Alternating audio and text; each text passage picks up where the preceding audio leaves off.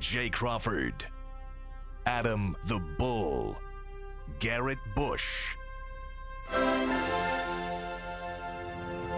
and so many big names, it would take me hours to say all of their names.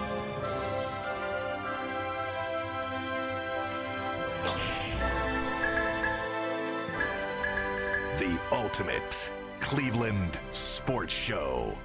Booyah! Hey, Friday! Hey! Woohoo! We made it. I don't hear I haven't anything seen in my you. head. I haven't seen you in a month. No, I think it was like 2 weeks ago, 3 weeks ago. But it was about It feels like forever. It has been, but I it's never do shows with you I anymore. know, but that's about to end. I hope so. I When do think. we go back to every day? Well, I'm on every day next week, and then I'm off for an entire week, and then I have one more 3-day week, and then I'm back on every day. I don't know when you're starting every day. I don't know either. I got to look. Next year. I know around football season. It can't be that. Hey, training camp starts in less than 2 weeks, so Yeah, where did the right around summer the corner go? here. Yeah. Where did it go? It always flies by. You know why? Because you spend the whole summer wanting to enjoy the weather and the baseball and the good things, but there's always a part of us that can't wait for football to get Yeah, here. especially here. Yes.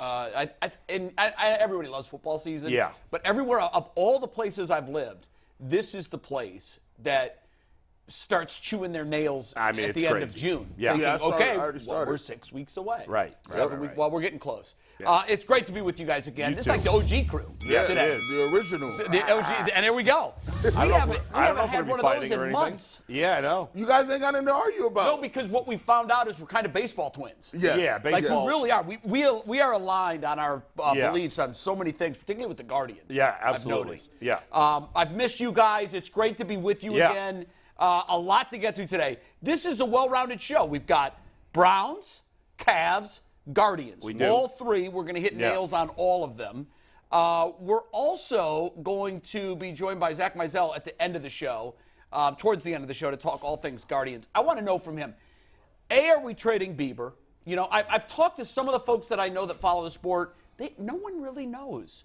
I've heard they're dealing him. Yeah. I've heard they wanted to, but the market is cooled because he hasn't been so great. Right, he hasn't. So I don't know. My take is if you're not going to get a haul for him, keep him. Yeah, I mean, you might as well trade him in the offseason if you Sure. can't. If somebody makes you a package you can't refuse, then you trade him. You're in first place. Yeah. I know right. that it's 45 It's a bad and division, 45. but you're in first place. Yeah, so you're- I'm not giving him up on a discount. No way. No That way. doesn't make any sense. If If some you get team blown wants away- to offer a haul, Yeah, we'll I'm do in. it.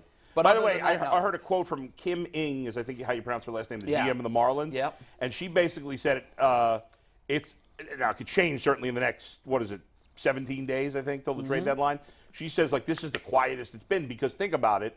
How many teams are completely out of it? Like the AL Central's really bad. NL Central's a little better, but still pretty competitive. Yeah. You know, the Royals and A's stink, but they don't have much to trade, those two teams. They don't. And then the Tigers are bad, but because the Central's so bad, the Tigers are not out of it. The White Sox No. are not out of it. Yeah. You know, the Cubs are 7 games out, but in the NL Central, I don't think that's impossible You know to what's get interesting back. to me is the Angels. Well, Because- yeah. And the Mets. The Mets are very interesting to me, too. Absolutely. The Angels are sitting on the greatest player we've ever seen. Right. I think all of us would agree with I that. think they should trade him. I think they should, too. But they won't. Well, think of this. Yeah. Artie Moreno, and they've talked about this during the telecast of the All-Star game, which I loved, by the way. Yeah.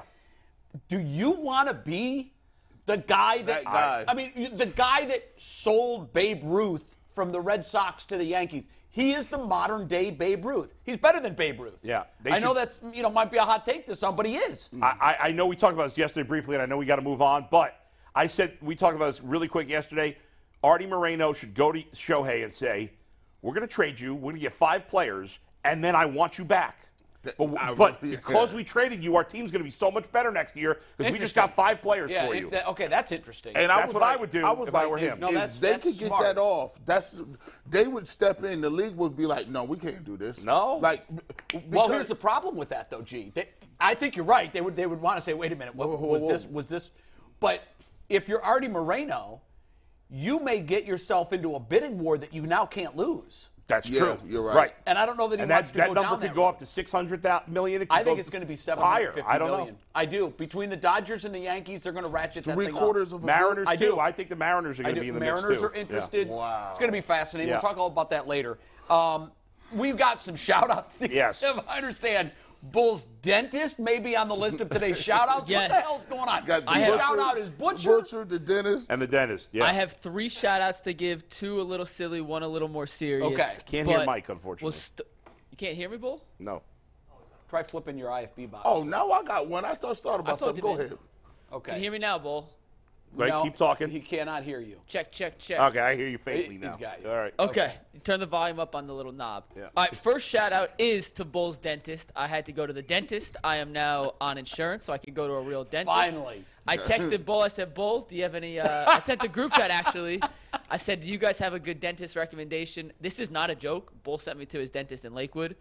Bull, what did I text you afterwards as I was leaving the dentist? Said it was I told you they were the best dentist and my hygienist was the best, and you said it was the best experience you'd ever had at a dentist. What? Okay, now I have a question. Yeah. What the hell makes a great dental experience? So I just went for a teeth cleaning. I had no cavities, just regular cleaning. Right. Sometimes the hygienist, if they're not an expert at what they do, they can get your gums. It could be a little painful. Okay. This one, Kristen, shout out Kristen, the hygienist, flawless. I don't think she touched my gum once. And my teeth felt phenomenal. Great. After it was done. That's the end And then game. the Yeah, because if you go to the doctor, dentist, mood, there have been times in phenomenal. the past where it hurts, right, when they're cleaning your teeth. Yeah, I've never had a bad cleaning No. experience. I But I have. imagine you Yeah. can. Yeah. Imagine you can. Okay, so Kristen, shout out. Dennis, And I've shout become out. friends with all these people. Like, I'm friendly with my dental hygienist. Right. I'm friends with my trainer. I'm friends with my masseuse. I'm friends with Butcher? my doctor. The butcher I'm friendly with. I wouldn't say friends. But You don't go to games together, but no, you but certainly, we chit-chat at the you chat. deli. Bull, you're friendly with everyone. I try to be. You know, you really are. Since you doing that, let me Yeah. shout my guy Amari out. Amari, where's he? Listen, he is. I met him at a gas station, right? This is strange. You like G. Bush, where this going? Your dentist? No. odd place to He's meet my you. jerk chicken guy. Oh, okay. This guy pulled up on me in a gas station and said, G. Bush, What? I will listen to all your stuff, man. His mother is, let me get this correct, he is Jamaican. Well, they know how to do it. And his mother is Indian. Oh, wow. So you get some more spice. Oh, he's the spice god. Listen, this is what Columbus was looking for. Those spices that he hit a He whole was nother looking guy- for this cat He at the was gas looking for station. Amari at the gas station. Yeah. This jerk Now, chicken. did he have some fresh prepared No, for you that day? No, he went home. He said, I got to Was let he you taste stalking it. you, or did he just randomly come It upon could have you? been a stalk. It could have been Okay. an easy. It could have been a gentleman's stalk. Well, he has G. Bush on his driver's gentleman's license. It was a gentleman's stalk. He has G. Bush on his license plate. Right, That's It's true. not hard to find. Easy to find. So he was yeah. like, hold on. So he said, I got this chicken. He said, you real. You tell the truth. He said, even when it doesn't benefit you, you tell the truth. He said, I got to have you taste this jerk chicken and tell me if it's what you. Listen, this dude, that same So night. did he roll up at your house? So no, he was at the gas station. He went home. He said, I'm going to bring you some jerk chicken. I said, when you going to bring it? He said, I'm going to bring it tonight. To your house? To my crib. So he just pulled up. He said, yo, pull I it up. never give my home address Right. to people I meet at the gas station. Hey, look. It's just a rule I That's have. usually a safe bet. And guess what? Usually I wouldn't, and I'm like, why? I mean, I wouldn't do it, but I just felt so comfortable. I don't know why. He was a good dude. You could tell. You could tell was a solid dude. What I knew, because he was like, I got to go to work. You about to make me late to work. I said, what do you do? He said, yeah, I'm in HR. I can't be late to work. I said, okay, well, cool. You probably won't rob me. Now, he goes, Probably. it's still a You never know. 15%. You never know. Right. You know, who knows? He comes back with the jerk chicken That night to the crib. that night, and it was the best. Was this recently? This was like 2 weeks ago. Does he have a restaurant? He said, I'm trying. He said, I wanted you to taste it because I wanted to know if I'm really thinking about either doing a food truck or I'm going to do like a pop-up place where I go to different Good luck places. to him. What's his name again? His name is Amari. Good luck to And Amari, this- man. Amari's Jerk Chicken. Yeah. So look for it at a food truck near you. Ooh. I had to order. I told him about my mom's birthday. I said, no, I'm gonna give you this money. You tell me what the price is. Just come bring it. So he catered. He brought a whole pan of it. For Mom's birthday? My mom's birthday. What did Mom say? Oh, listen, my mom don't eat chicken. My father and everybody else, and my brother, they said this is the best thing I've ever tasted. I don't What? understand. I don't understand how it's that good. I don't get it. You Wow. maybe you need to invest in his business. Get him on we the do. route. Bull. Yeah, maybe if it's that good, maybe It's we need to that invest too. good. It is. Buy this guy a truck and let's It go is- make some cash. It's just like it's like I've never really tasted seasoning that's all the way to the bone. Like, you Yeah. get seasoning on the outside, but Yeah, it ain't the to the meat had it. That's true. That's good. So I he must was- have marinated, Oh, right? I don't know what the hell he did with it. He must have had Right. a ghost doctor. Well, maybe he'd like to cater a show. Yeah. Okay. Please. And Please. Bring who it in. knows? We could all Jerk become chicken investors. sounds awesome. I want you to explain the I bracelets. got two more. We'll get the wristbands Okay, in one sec. okay. First, I played basketball last night. My boy Corey, his son won a Little League championship. I told him I'd give him a shout out. Congratulations, If he beat Corey. me, so let's give a little love to the Lyndhurst Dads Club Major League champions, the Braves. You can take it, Steve. They There won you 12-0 go. on There the you go. series. Good They job. won Okay. 14-4 Hey. and then 12-2 in the next round. And that's Corey and his son Christian who won the Nice. MVP. AJ, Jason's kid, also hit like a 700-foot piss missile yesterday in their championship Yeah, game. he's in. Oh, I thought that was the semifinals. Yeah, it was a semifinals. They're Excuse me. playing the championship tonight. And in my little league, obviously we didn't make the finals, but I was doing the announcing for the championship game. Oh, that had to be fun. Yeah. The kid and Were you gassing it up like? You know, Oh yeah, good. and then we announced the winning team. I announced the players. I gave some stats for the playoffs. That's great. So congratulations to the Bearden's team in the minor leagues and the Dairy Queen team in the major leagues at Rocky River Little League. That's a Both great team champions. sponsor, by the way, Dairy Queen. Yes. The I Da- mean, you get free product after every game. Dairy Queen we have was- great sponsors. We have Rocky River Brewing. We have Dairy Queen. We have Yeah, Mitchell's. but you can't go to Rocky River True. Brewing after the game. Well, Mitchell's though. Mitchell's is good too. When I was a kid, my Little League sponsor was a frickin' barber shop. Like, Free Yeah. haircuts. you don't want a free haircut when you're 10. You you want Dairy Queen. That's right. Speaking of, I'm going to talk to Bull about next year. Yeah. I may want to sponsor his team and have barbershop jerseys. Oh, wow. I would like that. That'd be Wow. sick. Crazy. Put a barber pole up on the dugout for Yeah. games. That's We got to get them the Panda name. hats. We got to get them the name brand. We don't Yeah. do no regular just Russell Athletic. We don't shout out to Russell if you want to sponsor the show. That's cool. We ain't saying nothing, but Yeah. we like Under Armour and Nike. That would be great. Yeah. And last but not least, this one's on a more serious note. My friend Alana just finished her 4th round of chemotherapy. She is undergoing, obviously going through some cancer treatments. And this is the pictures we went over last night. We saw Alana. We're wearing the wristbands today, Team Alana wristbands. And we love you, Alana. We're rooting for you. You're going to kick the shit out of cancer. She looks good there. She looks like she's a nice, happy smile. Good prognosis here. Is she going to kick this thing's butt? She's going to kick. Yeah, she's going to kick in the ass. She's a Good. fighter. Good. And I just love to know hear everyone that. from here at UCSS and in the chat, we are rooting and praying for you, and you're going to kick the shit out of this. Yes, So we are. And we I got you. believe We're she Team will. Alana. We all got the wristbands Yes. on today, and we're going to We're support representing. in any way we can. Yeah. So. Yeah, I would be amiss. I just thought of my cousin Melani just relapsed. She has breast cancer. Oh, no. She's 33, 34 years old. She's from San Antonio. She's excited they have Wimby. So shout out to Melani in San Antonio.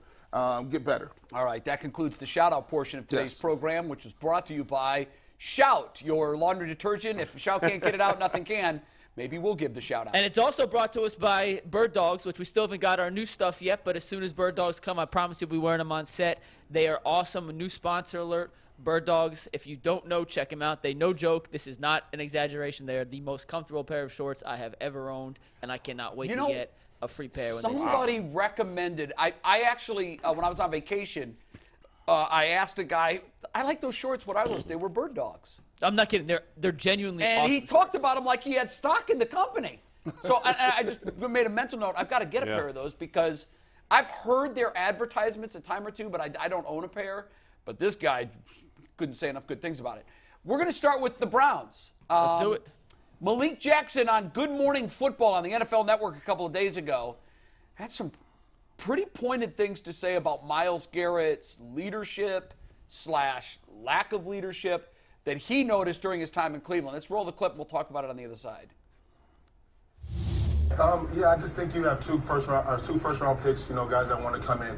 For me being on different teams, I was able to understand that when you go to a new team, it's this guy's team. You have to really take a step back and understand what the hierarchy is and who says what goes. So I think that's what needed to be done. I think, Myles was a young player, so, his maybe leadership skills weren't the best at that time. But I think as he's gotten older, he understands what it takes. He's had a lot of guys around him to be able to show him what he needs to do. And I think he needs to take that bull by the horns and just lead more by example as far as in the classroom, because we all know what he can do on the field. But to be able to go in the classroom, command that respect, and tell guys what to do, I think is where he really needs to take that job. Like in 21, like you're on that defensive line room. You have Myles Garrett, who's this incredible talent, but it's hard to make everybody else around you better, right? Yeah, it is. You know, it's one of those things. Some guys just don't have it when they, you know what I mean? Especially you have, say, me and get at Jadavian and Clowney. You have older guys in the room that can't take that, you know, but the younger guys are going to respect the guys that they want to be like. And so when Myles, you know, he can sit in the front and relax and do his thing, you know, but when guys are looking at him, you know, they want to do that, you know, but then you have an older guy saying, no, you can't do that, do this. You know, I think he just needs to be able to transition and be more of that, like, okay, I'm going to play the game and do this and do that, even though I might not want to, but I understand these guys are looking at me. And I think that's the jump he needs to take. All right, let's go into the translator machine. What was he saying without saying it, or maybe with saying it? I mean, he's saying it. He's saying he's not a leader. Yeah. It's really that simple. I didn't hear those words, but that's what I heard in my translator. I mean, and it's not surprising. It's something we've talked about. Now, none of us are in the locker room, so we don't know for sure, but he was. Yeah. And he said he was a young player, but I believe it was the 5th year of Myles Garrett's wasn't exactly career. a young player. To me, No. a young player It was the in 5th year of his 1 or 2. career in 2021. That's yeah, not I mean, a young he player. wasn't young. I mean, he wasn't old, but he certainly wasn't young. He was approaching his prime. I wouldn't describe him as a young player. My thoughts on leadership, again, I didn't play sports at a high level, so the highest I played was high school. So maybe I'm wrong about this. You guys tell me. I think when it comes to leadership, it can take time to develop leadership, but you don't all of a sudden become a leader in year 7. I don't see that. Like, I know for a fact that when Eli Manning was a rookie on the Giants, he was not a leader. They had veterans there, Tiki Barber and guys like that, right? And it took Eli some time to develop his leadership. That quality was there, but he had to develop it. Myles Garrett, I don't think, has ever had that quality. And I don't see, like, Malik Jackson says, well, you know, it's something he's got to take the next. I just don't think in again, is it year 7 for him? Yeah. I don't think in year 7 he's all of a sudden going to become a leader. I just don't see it. And it's disappointing, but I don't think every great player has to be a leader. That's true. You'd rather I agree with a lot of what you just said. I'll start with the Eli Manning thing. I thought Eli's situation, he was smart enough to understand I'm a rookie quarterback coming in with a huge contract and a lot of expectations, legacy expectations. I'm going to lay in the weeds and watch others lead. And when I feel that this is more my team, I'll step forward. I thought the way he navigated that was the way a player should. Yes. The guys that come in rookie season, big-chested, screaming, yelling, trying to own the team, they're doing themselves a disservice, at least what I've seen in my history. Myles, leaders are born. Leaders are born, period, end of it. Yeah. They're not, they don't wake up in season 7 and say, you know what, I'm going to be a leader today. Right, no. It's either baked into your DNA or it's not. That's right. And it plain and simply is not part of Myles Garrett's makeup. Yeah, I agree. And does it suck? Yeah. You want your best player to be your leader. Ray Lewis, Tom Brady. You want those guys, Drew Brees was another one. Yeah. You want those guys to be the vocal leader because their play is already speaking volumes for what they want everybody else to do. Yeah. The troubling thing for me, and I want you guys to add it to what your thoughts are on this. My takeaway from that was that Myles Garrett doesn't take the classroom side of it seriously. And that, to me, can be a huge issue, and here's why. I've heard all the greats on both sides of the ball say that God-given ability and desire will get you so far. It's the guys that have the God-given ability, the desire, and then the work ethic, like a Peyton Manning, to study harder than everybody else in the game to go to the elite great level. And I have watched Myles Garrett, and as good as he has been, this is going to sound like a diss. As good as he has been, there's still something missing for me. I know he can be better. I know he can be elite. He can be one of the best that's ever played that position. But after hearing Malik, to me, my takeaway is if he doesn't have that classroom element, that study element, 2 things happen. 1, it keeps him from being elite. 2, your best player is now setting the tone for the other 52 guys on how they can act in the classroom. Especially in that defensive line. Especially on the defensive line. Yeah. So that's troubling to me. Yes. I did a little digging around, and see Malik Jackson. He not gonna come out and say it, but I did a little bit of asking, and what he's alluding to in the classroom is just falling asleep in class, just falling asleep in meetings. That's what it is. Okay, that's unacceptable, G. So am I wrong? Well, here's the thing. I heard Jimmy Johnson say this one time. He said, if Michael Irvin falls asleep in the class, I'm gonna tap that rookie and tell him, could you wake Michael Irvin up? If it happens to be somebody else, it happens to be the rookie, I'm gonna tell Michael Irvin to tell him to get out of the class and he's gonna get cut. The reality is, everybody on the football team, we listen to the stories, it's a different pecking order. And what Malik Jackson said, basically, if you read between the lines, was, look, when you come in, Jadeveon Clowney and me, we different. We veterans. We ain't, it is what it is. We're not going to look up to him because we veterans. But some of the younger guys may look up and say, look at Myles Garrett, he's snoozing over there, or he's not paying attention or whatever the case may be, and he's still getting 18, 16, 17, 18 sacks. They think, maybe I can get them sacks. And they tell him, nah, bro, you're not that good. See, like, there's a level to it, right? Like, there's levels. I look at leadership a little differently, right? You do need leaders, but as I watch and as I look, McNuggets talked about a show, the quarterback show on Netflix. On Netflix, tremendous. Yeah. To me, I believe there's only one guy that is truly the leader, and that's the quarterback. After I thought. Ever? No, not ever. I'm saying in today's football. Well, I mean, Ray Lewis wasn't that long ago. But Ray Lewis is I look at them. I look at those guys. Mike Singletary used to be the middle linebackers, right? It's a different era of football. It's a different. I understand that it's a different era, but I'll just say this. I don't think that much has changed from the day Ray Lewis left the game. Well, here's the thing. They've diminished that. We talk about linebackers were the voice of the defense, the captains. They've diminished what they are in importance on the field. So you might not even be a linebacker that's playing 3 downs, right? The Singletaries of the world, the Patrick Willis. What I mean by quarterbacks is the quarterback is the guy who everybody is like, yeah, we'll follow that guy. If it's 3rd and 6 and they need to play, the quarterback affects the game. I think I agree with most of what G says. I do think I think yes, the quarterback is the ultimate leader of the team in most cases. Should be.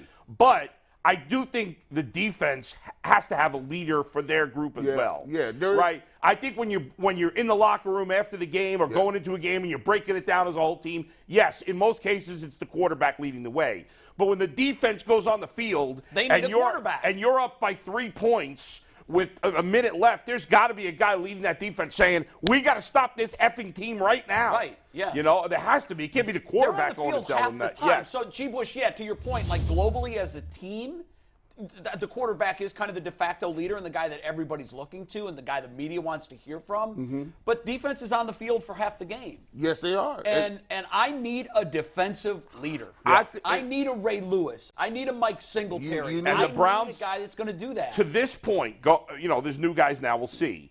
But I think that's been one of the biggest issues with the defense is their best players on defense are not those type of guys. You're right.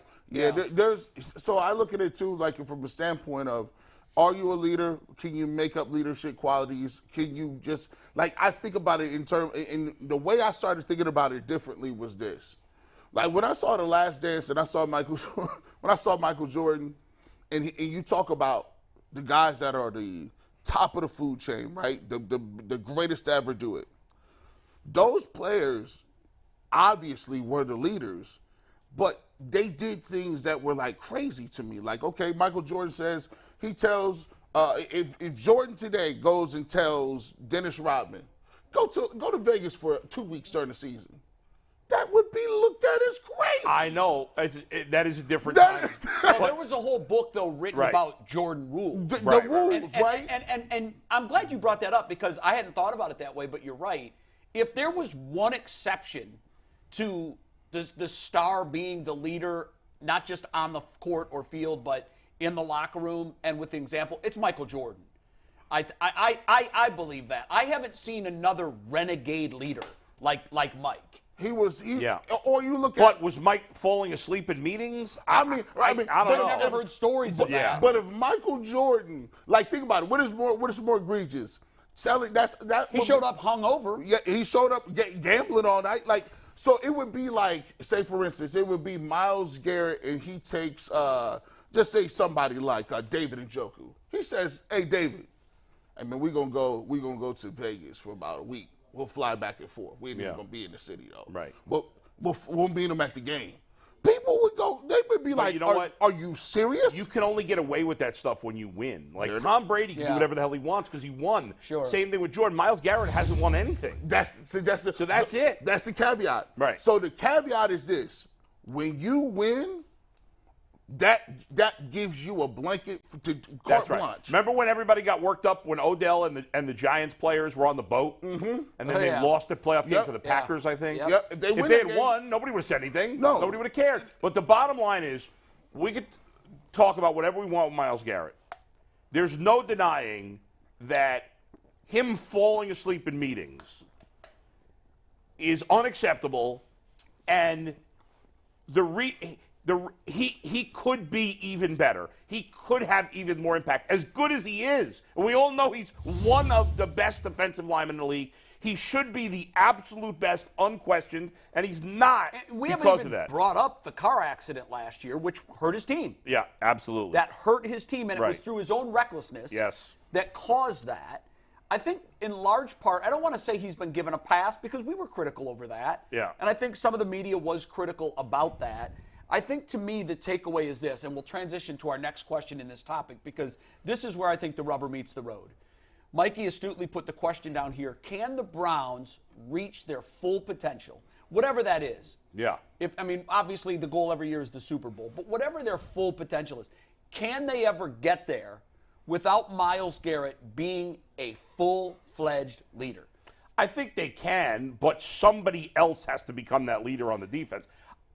I don't think they can reach their full potential without having a strong leader on defense. Right. I don't think it has to be Myles Garrett. I don't.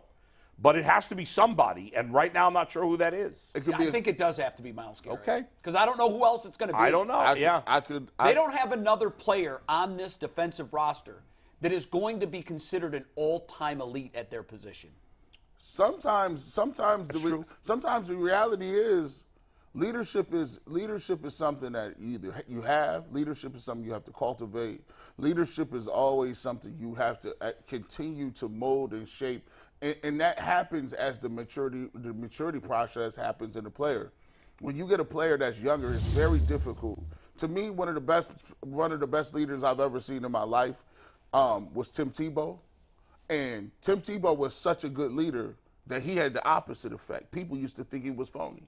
Sure. People used to say, you can't be that good of a person. Right. They would look for something. But no, Tim Tebow was about that in every single way, shape, or form. It's very rare to find people like that. And generally speaking, it's harder to find leaders who are very good.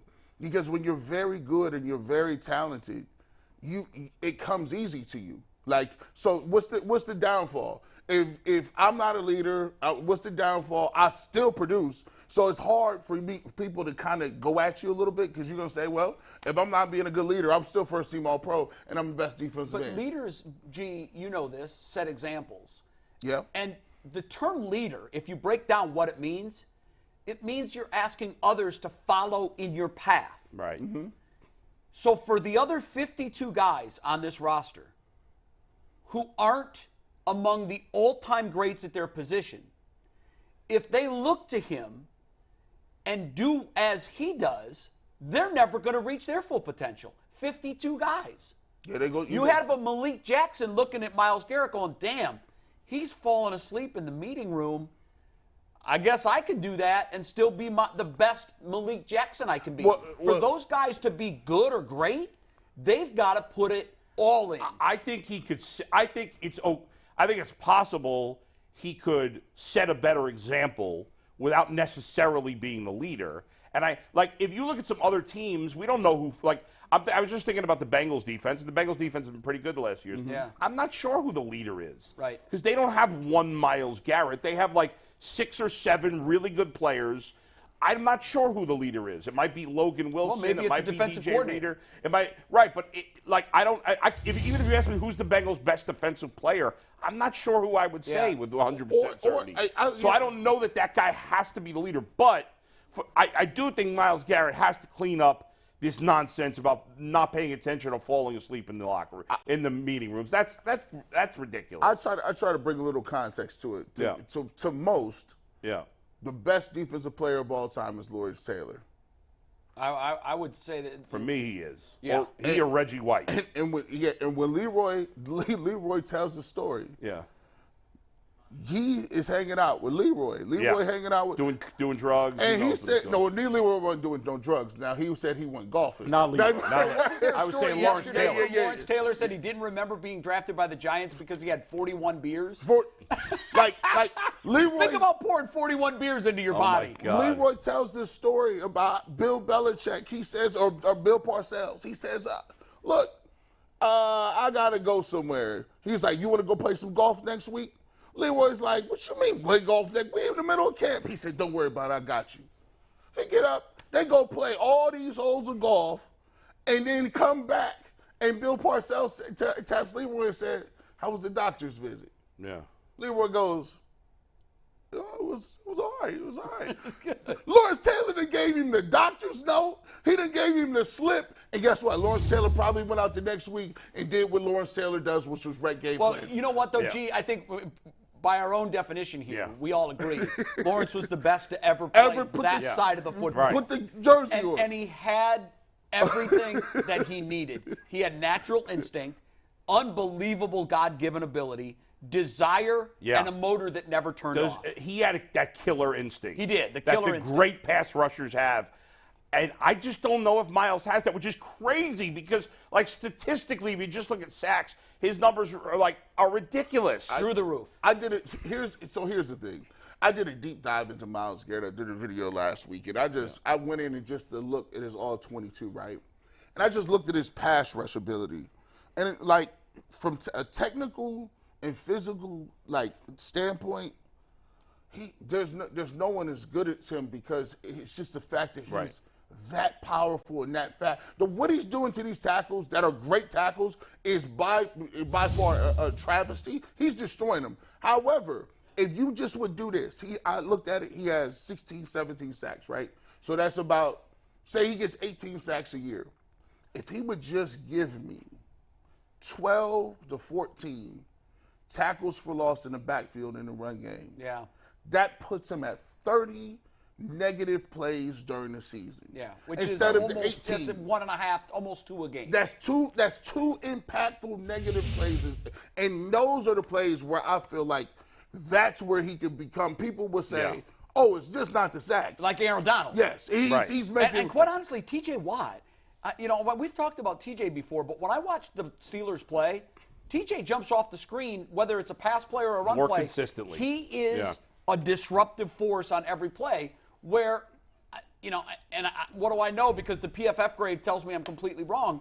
But there are times that I watch the Browns games, and I have to look and see if 95's in the game. Well, this year is going to be the most telling season because T.J. Watt has had better talent around him than Myles Garrett He has. has. That's a and fact. this year, even though I still say we don't know who the second defensive tackle is, it's still a question mark. Right. However, there's no denying that there's better talent around him than we've ever seen in Cleveland on that defensive line. They have 3 good players that they've brought in. This is the year that he's got to win defensive player of the MVP. year. Yeah, no doubt. This is crazy. McNuggets, give me that stat, and I got one more thing after you're done, and which I think you guys will love. Sometimes PFF, I know it's not the end-all, be-all, but sometimes they're in line. I know they watch the show. They actually just dropped an article in the last 4 minutes on the 2022 pass rushing grades in certain situations. And I just want to read these real quick because it highlights just how special Myles Garrett is without any of the extra stuff. Overall pass rush grade, his 93.5, first in the NFL. On 3rd and 4th downs, his 92.4 pass rush grade, first in the NFL. Cincinnati's Trey Hendrickson, second in those situations, Wow. Bull. On no blitzes, so when you only rush 4, right? 93.3 PFF grade, first in the NFL. And by the way, stunts, with this team last year, that was most of the time. Yes, on stunts. So when they did something up front when Joe Woods decided to mix it up, he had a 91.8 pass rush grade. Also first in the NFL essentially everything you could ask for, he's near the top, except fourth quarter PFF pass rush grades. He's 17th. Wow. That's phenomenal. And that came out in the last 3 minutes. 17th, PFF though, just dropped it. in fourth quarter PFF pass rushing grade. That's. I gotta say, I'm kind of shocked by that. No, That's terrible. I mean, not terrible, but he's number one on everything else. Well, you go back and you just say. Is that a conditioning thing? I think it's. No, a lot of teams ran the ball. I think it's kind of. I think that might be a little. What is his PFF rush D grade? 68 last year. That's bad. 68.5 is not good. That's why I talk. I don't. You notice I don't talk about the pass rush stuff. He's not paralleled in that. I talk about the run and that's stuff. why I almost feel dirty when we get critical of Myles. I truly do feel bad about that because he's so freaking awesome. He's so incredibly good. But our expectations are him to be the best ever. And that's basically. why I said before. I just which may feel be like unfair. there's something missing. Like I'm watching him, and guys, I don't think it's beyond the pale to say he could be a Lawrence Taylor impact type player. Yeah. He could be Aaron Donald. I know that the numbers will tell you that it's Myles Garrett. My eyeball test. Yeah. Give me Aaron Donald. But, yeah, I mean, it's not like for the last few years you keep expecting to 10, 20 years from now to say it was Lawrence Taylor, Reggie White, Ray Lewis, Aaron Donald, Myles Garrett, like in that same group. And to me, he's not with the rest of those guys yet. I don't think it's too late, though. I think no, it's not. When you look at the totality of it, when you look at those grades and you mix it up and you say, you add the fact that he gets double teamed by far more than anybody. You add the fact that he doesn't have any other defensive tackles. He was playing with USFL guys. But wasn't that because he was double teamed by far more than anybody? But that was just because there was nobody else to block on the Browns. I mean, he's consistently Well, that's part of it. Sure. Like Jadeveon Clowney was but supposed that's to be a factored guy. in but to the PFF. If these other teams that have great defensive ends had somebody else that was a threat, then that explains why they weren't double teamed as much as Myles. But they're looking at the Browns' defensive front saying, we just got to stop Myles. If it's me, I don't care who they got on the other side. It's going to be much. I'm still double teamed. He won't but he won't get double teamed as much this year. I don't think he will He's either. still going to get double teamed a lot, Probably but not the most as in much. the league. But I don't think it'll be to the point where it was last year. I've been working. I got a 3-part series. I've been working on this Jim Schwartz thing. Like I think there's a lot of different conversations about what Jim Schwartz defense is and what Jim Schwartz defense isn't. Now, if you go back and look at it, Jim Schwartz is a team. When he was actually with the Titans, they blitzed only 8% of the time. He's not going to be blitzing. I'm going to let y'all know that right now. I can confirm those was numbers. that last year, though? Jim Schwartz, not a heavy blitzer. He wants to get pressure with 4. So he's not going to blitz, right? However, I will say this, and this is fascinating to me. When I was starting to look at, because I think Myles Garrett can have a record-breaking year this year. I think he can literally break the sack record. And Jim Schwartz says something, and when I put it out, I'll put it in a video in greater detail. But Jim Schwartz did something I had never heard before. Traditionally, everybody has a gap assignment. Traditionally, everyone has a rush lane where you got to keep contained. Jim Schwartz actually only contains the field to one side, which is mind-blowing to me. Like, so when defensive ends line up, the first thing they usually generally teach you is the fact that you have contained so the quarterback does not get outside of you. He said, I threw that away years ago. He said, I only contain the one side of the field. And the reason I only contain the one side of the field is we've already charted where the quarterback is comfortable at. He's like, some people, we actually don't like blitzing and we don't want to rush the quarterback because all they'll do is throw hot. I actually want to put them in coverage and rush with my 4, so at least we have time to get a sack. Right. He said, because I could bring somebody and all they're going to do is throw hot. So I would like to give them time to develop with my front 4. And he said, my right defensive end, my best defensive end, I want to give him the ability to have what we call a two-way go. I want him to be able to go inside, outside, up the field, down the field, whatever he wants to do.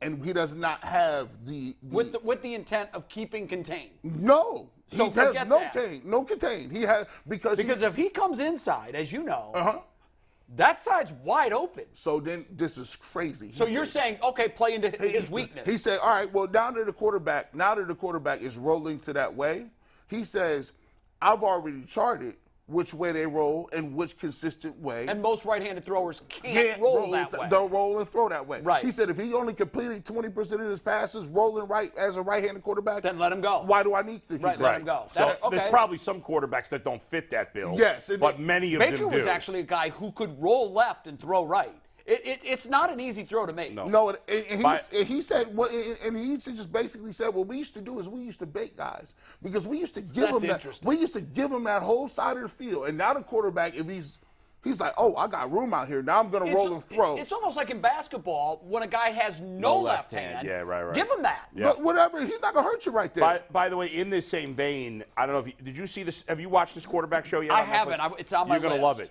Have you seen the second episode yet? Yes. I have not. Okay, so the stuff about they were interviewing Patrick Mahomes' trainer, and he was talking about working out his spine and his neck. Like, who would think spine and maybe so neck? So he can twist and throw. He says the reason Patrick Mahomes is so crazy where he'll be facing this way and throw it this way more than any other quarterback is because of his spine and neck flexibility. Unbelievable. And like I wouldn't even think of that. But it is next level stuff. And that's why he can do things that you're like, how can he do that? Right. Well, because he can be looking this way and see that way in his peripheral vision better than most people. And make the throw. Yes. And remember, Patrick Mahomes was a big baseball player. His dad played baseball. Yeah. And he didn't even play quarterback. I didn't know this until his junior year in high school. Yeah. Wow. And so he has that like baseball mentality of some of these crazy wild throws. I don't know. It's amazing. It is something fascinating that I've never really thought about, but he is the guy, if you were to say, okay, how do you explain Patrick Mahomes? He's the guy that will make a throw from any foot position that he has. Right. He can be completely facing left and go this way. Right.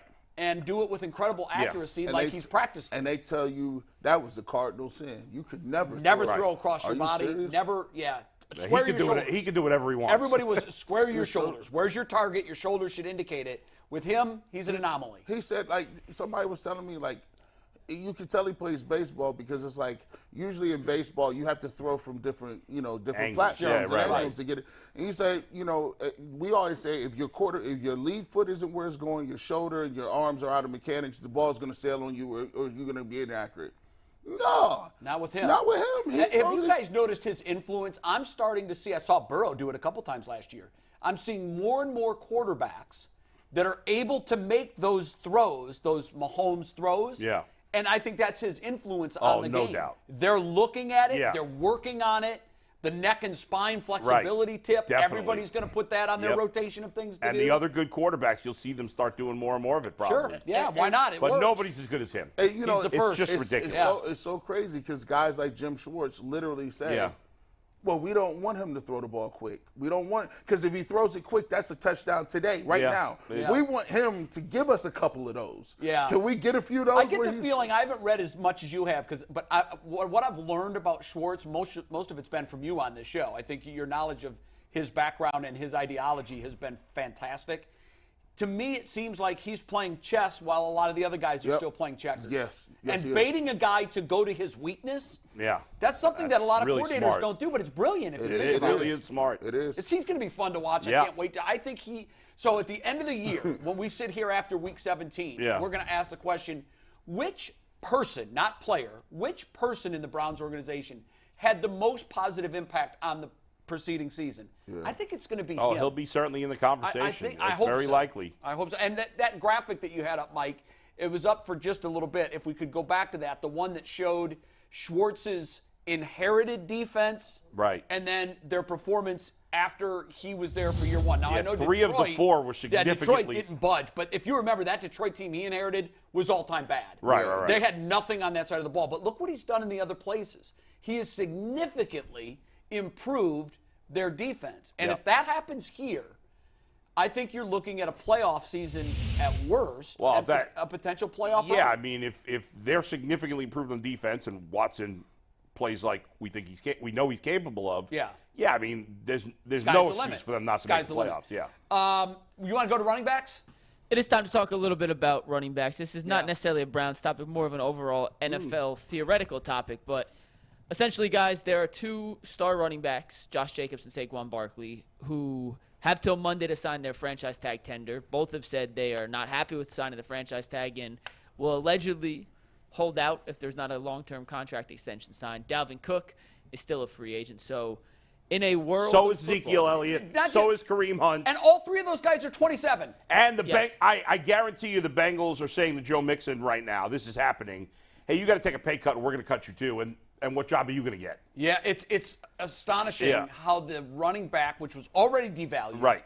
how it's even more devalued now. 100%. Because Zeke Elliott and Kareem Hunt look like they've declined. Dalvin Cook was still great last year. Tremendous. And the fact that he is available says one of 2 things. He doesn't want to sign. He doesn't want to be in camp. Or there's just no market for him, which I can't imagine. I can't imagine there's no market for a player like him. Go ahead, Mike. So what? I guess my question is, in today's version of the NFL, fair or not, would you ever give a long-term contract to a running back? I would not. I would not either. No. And what do you mean by long-term? More than a 2-year deal. Yeah, I don't see the need for it. No, I understand why the players are frustrated. Like Saquon Barkley's like, when I've been healthy, I've been fantastic. Josh Jacobs was maybe the best running back in the league last year. First team All-Pro.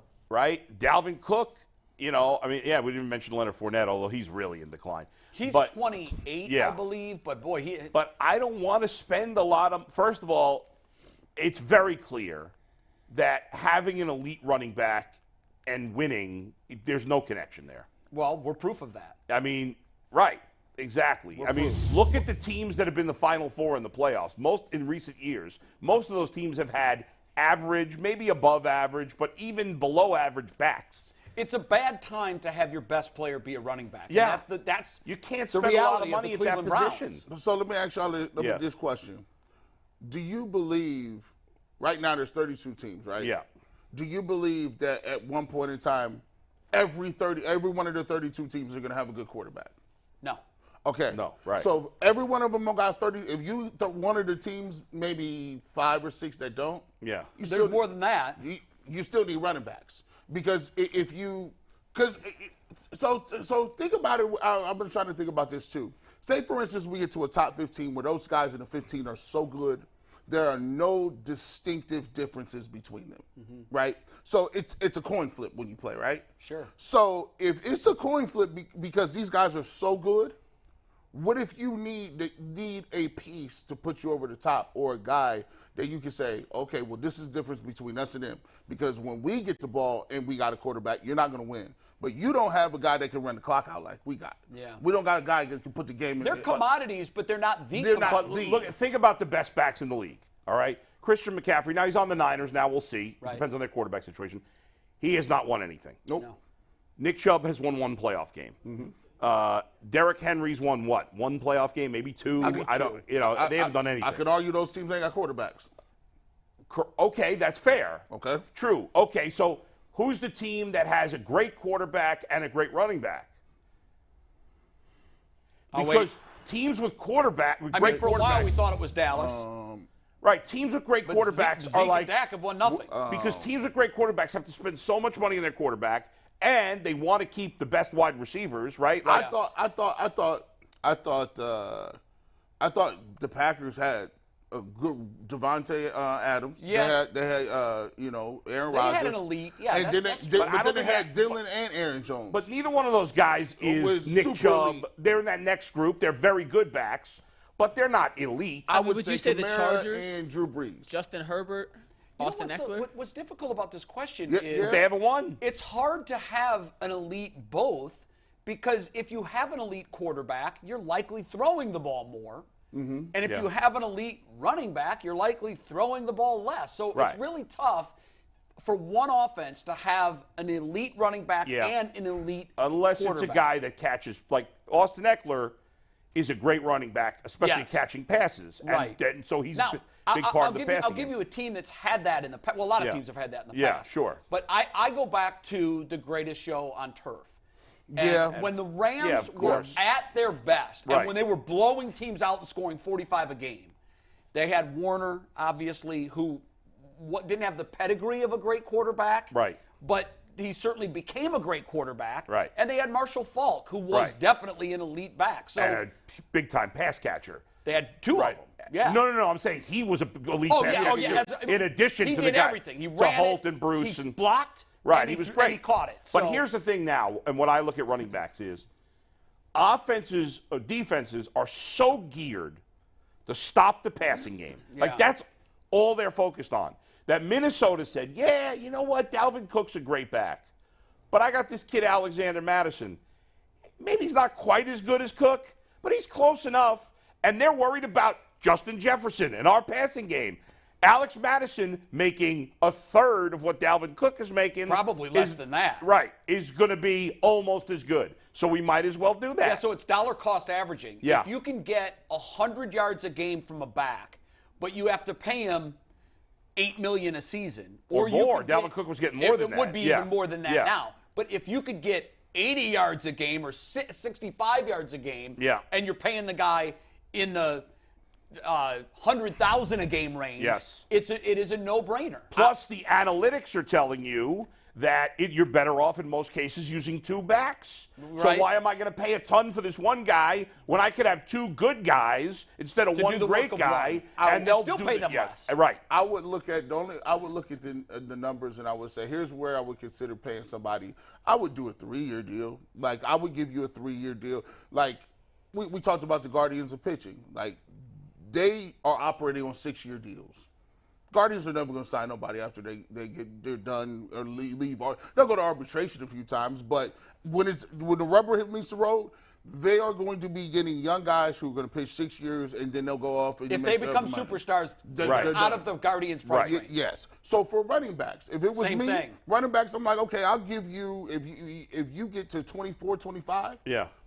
I'll get you a 3-year deal maybe, and get you do something with you. But that would only be contingent on how many yards per carry that you average, how many people you can make miss, because I value the fact that, guess what, we might be in wide receiver sets where they got to have more DBs, and if you can make one guy miss, you can go for longer yards.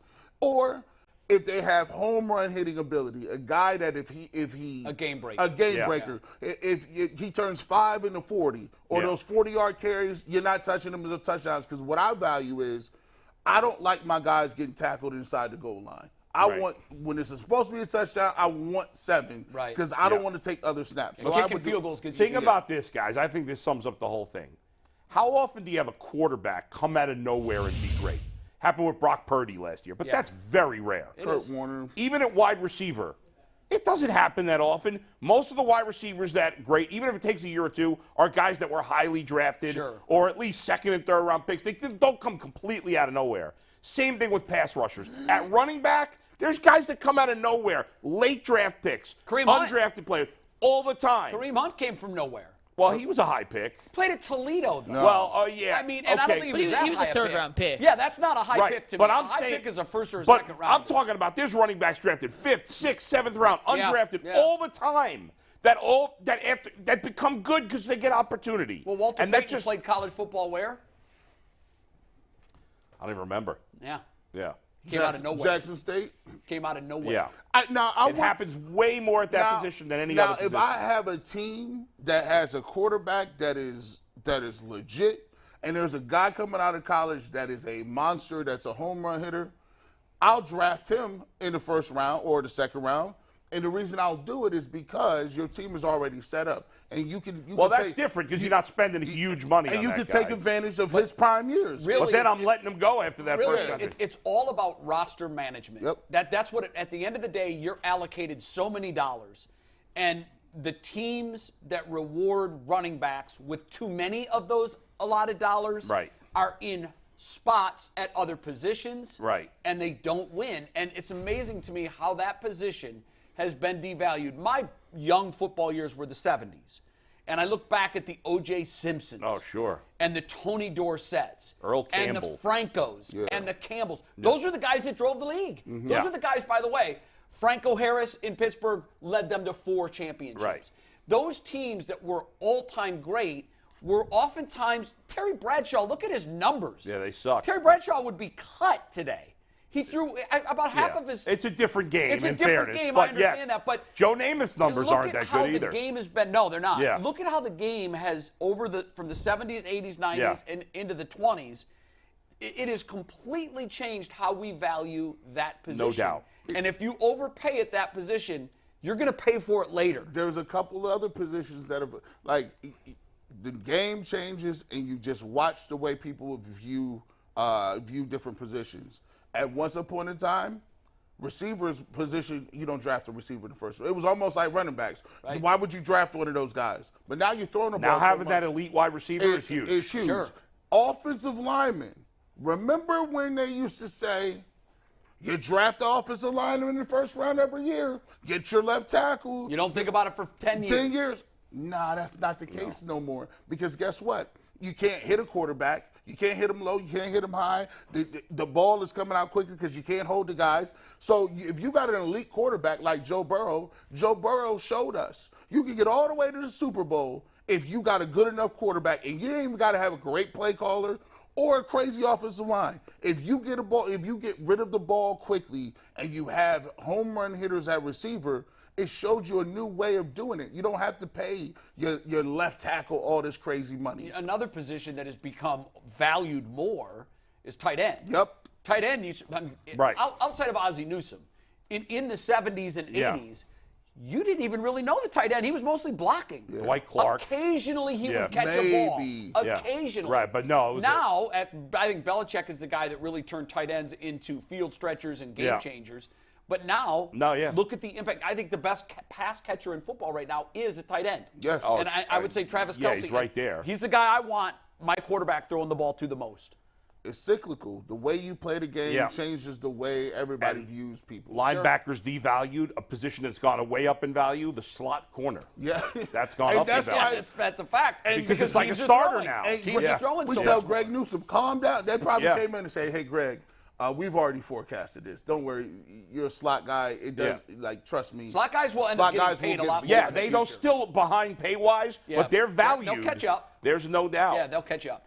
All right, we're going to turn the page. Do you want to do a reset? I know we're not quite at the top of the hour. Do you want to do any we'll do a little reset. Don't remind the good Okay. people. We're 4 minutes away from noon, but it's also going on as we speak, and that's the Call It Companies Championship. Today, round 2 of the Call It Companies Championship is going on at the famous Firestone Country Club. If you have not checked it out, what are you waiting for? There are primetime seats available for this weekend. The weather's supposed to be gorgeous, and that course is literally picturesque, absolutely beautiful. If you want to get outside, be in some sun, head down to Akron and check out the Call It Companies Championship. It's a great leaderboard, by the way. Weekend. I mean, it's names that everybody will recognize. This is one of the 5 majors for the seniors tour. And I'll tell you what, Jay broke the internet when he was on. Oh my God! Paige broke the internet. Paige broke the internet. Yeah, Jay didn't do anything. Jay just stood there and asked questions. I had never heard of her before, but Really? I'd never heard of her. No. Wow. I've heard of her now. My mom heard of her now. My mom Googled her, and she was like, who is that girl on Ultimate Cleveland? Who was that woman? I said, oh, well, look, she's like, I got to find out what it is. I said, Mom, no, listen. She was like, was she allowed wearing that? I said, no, Mom, that's her deal. That's what she does. That's her uniform. That's her uniform. She was like, what? Guys, I got to tell you, I've been going to golf tournaments my whole life. I've covered them for years. I've never, and that includes Muirfield when Tiger Woods played the first Memorial. I walked the whole first round of the Memorial with him. Yeah. And there were crowds, and there were people oohing and on and ogling him the whole time. I've never seen heads turn on a golf course like Paige Spiranek. And I'm telling you, when Tiger walks through a course, everybody that's within earshot knows where he is. When she's walking through the course, everybody stops what they're doing, and they're just watching her. Yeah. It's a phenomenon like I've never seen before. She was 15 minutes looking down the internet, 15 minutes on Instagram. Yeah, the rabbit hole. I said, I told you they know who did. Damn. They was like, yeah. I said, oh no, she's very famous. She has all kinds and they pay her well because she's worth it. The return on investment is crazy. She's become the Kim Kardashian of that space, of the golf social space. If she promotes your product, she's getting 6 figures to do it. Crazy. Whether it's a tweet or an appearance. Crazy. She's an empire. She That's shows up amazing. and she's getting bank everywhere she goes. Amazing. Speaking of It is. empires, She's totally rich for amazing. being super hot. I love America. Speaking I of love empires, America, That's baby. Love it. amazing. and social media Yeah. phenomenons, Emoni Bates led the Cavs to a 4-0 summer. Wait, did you just call him a phenomenon? He is an internet phenomenon right now. The young phenom, the algorithm king is back, better than ever. I don't think it, I've been covering, obviously working here for 12 years, okay? I don't think I ever talked about Summer League before this year, except as G pointed out, maybe the year with when Anthony LeBron came back, because Andrew Wiggins. Yeah. They got There the was first some pick. paid- Right, but he was right. the first pick in the Overall, draft. and then they traded him. We They have did. talked Which is so crazy. much about Emoni Bates. You know why we who's have? like the 50th pick in the draft. It's Here's crazy. why we have. What are the metrics, Mike? No, I know. I told you guys, I'll say it again. I truly believe, and I'll run the report this weekend, that the 4 most clicked on athletes in the history of UCSS, in order, go number 1, Deshaun Watson, number 2, Baker Mayfield, number 3, Stefanski, and I'll count him as an athlete in this category because he's a main character, and number 4, Emoni Bates. That is- and he's been I mean, here that's for 3 insane. weeks. So that's ahead of Donovan Mitchell. That's Yeah. ahead of I Jose believe Ramirez. it is ahead of Donovan Mitchell. I'll run the report, but I can guarantee you flat out, hands down, he's ahead Now- of every other Cav not named Mitchell and every Guardian. I'm guilty of that. I told Bull today. Yeah. I find, and it's a guilty pleasure because when I'm typing his name into the Google search bar, I'm like, the hell am I doing? He doesn't even start. But I want to see Like, what this kid does, and I have incredible hope for him.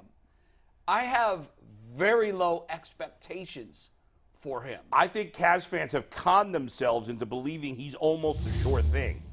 When the odds of him, I'm not saying it can't happen, Yeah. but the odds of him being an impact player in the NBA are minuscule.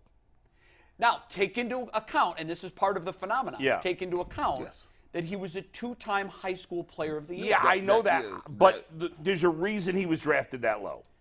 yes.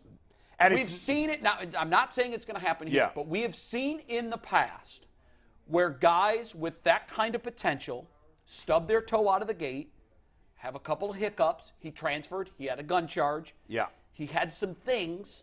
We have seen on rare occasion where the player gets control of the wheel and puts the car back on the road. But if he And were, that's what we're hoping But for. if he were that good, those off the court stuff wouldn't matter because the guy drafted second overall had a gun charge too.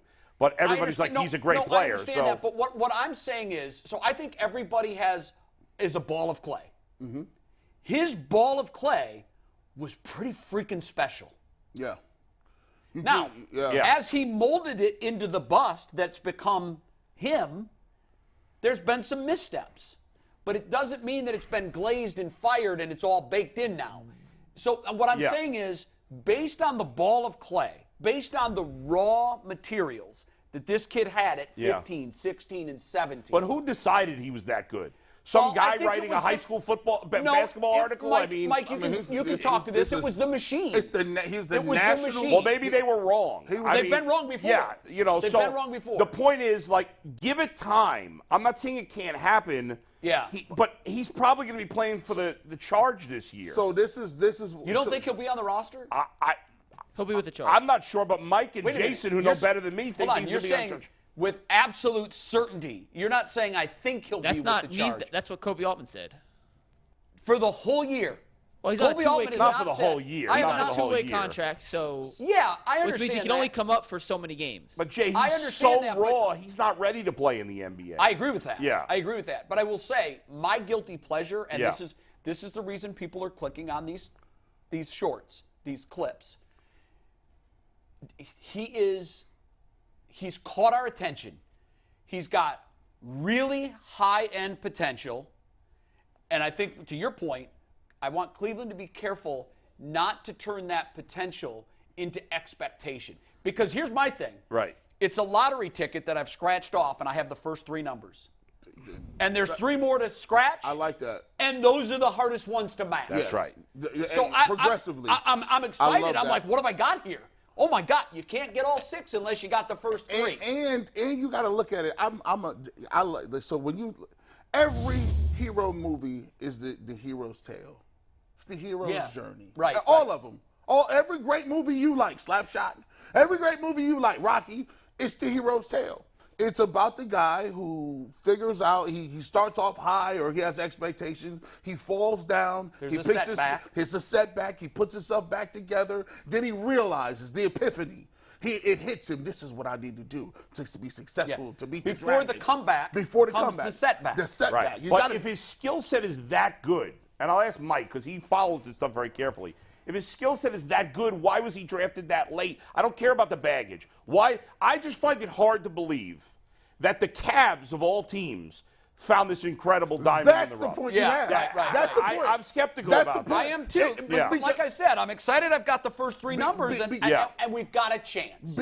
Because you're in disbelief because the Cavs, the Guardians, and the Browns have traditionally fumbled the bag. Yeah. Even when they get the first pick, they can't get it right. Even when they have multiple picks in the first round, they still can't get it right. The team that drafted Anthony Bennett, #1 overall, you're telling me that they found a kid in the second round and he's going to be the greatest. And all these good teams late in the first round with nothing to lose passed on them. That's the skeptical, and rightfully And you so.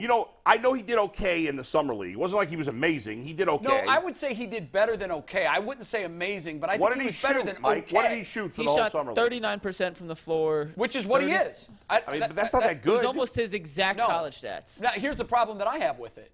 He hasn't passed the ball. How the hell do you only manage 3 assists playing that and that's kind why of minutes? he's not going to be able to play like that in a real game. There's always tweaks that you got to make, but I want to get back to why people are excited about it.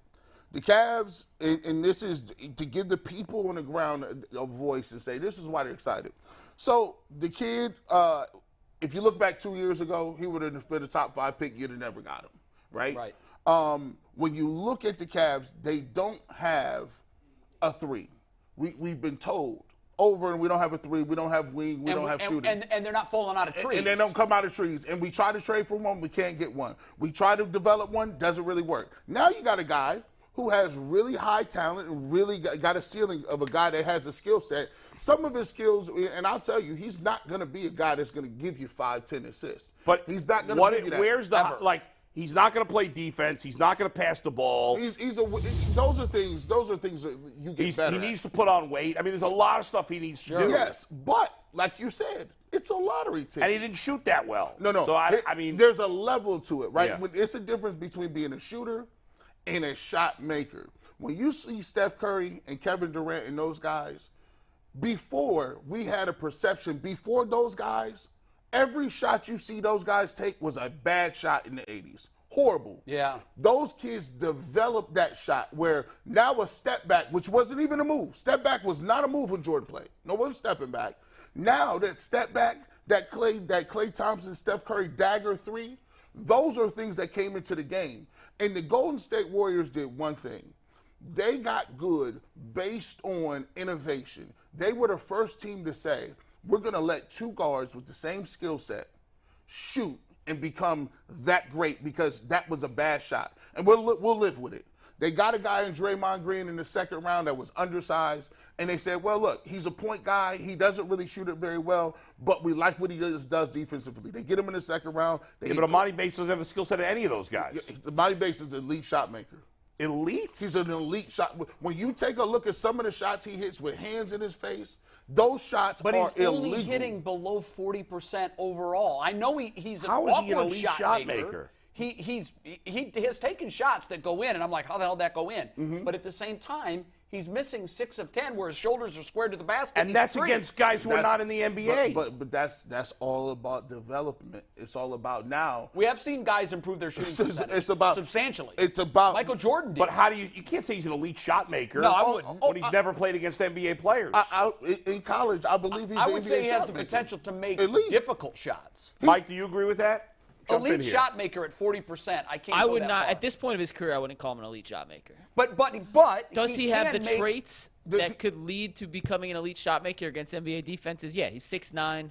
He gets great separation on his step back. He does his do that. sidestep threes or mid-range, whatever he does, his sidestep is extremely quick, even for a 19-year-old rookie. So he has the raw tools. skills to be an elite shot Okay, maker. so that's but the hope. But that's going to today take he's time. not You an can't elite call shot him an elite maker. shot maker now. No. Does he have any other good NBA skills? NBA, not schoolyard NBA basketball. like today, I No. mean, I think he's a better standstill shooter than Okoro. I don't know if that makes him NBA skill, but I mean, you took He's a shooter. That's what. So this is what we all. When I say this, I always say, look, you took Okoro at 5. He's not a shot maker. He's not really. He doesn't. But nobody's arguing about this draft pick. My argument is just why are we spending so much? But I understand we are because it's hope. We're doing it for clicks essentially. no, which it's I, hope. You touched on it, G. It's hope. You touched on it, and that it's Cleveland. It's I hope. don't know. It's Cleveland. And you know what?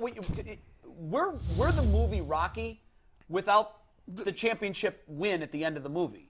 See, Like, we're the beaten down. Yeah, We're the like- underdog. Cavs just won a championship. Not just. That's been 7 I mean, years. man, it's hard And to if believe you- it's been that I know long. it is. But Bull, Yeah. go back 57 No, I years. know. And that's our only drink of water. So I get it, but our mentality here is that we're waiting for the.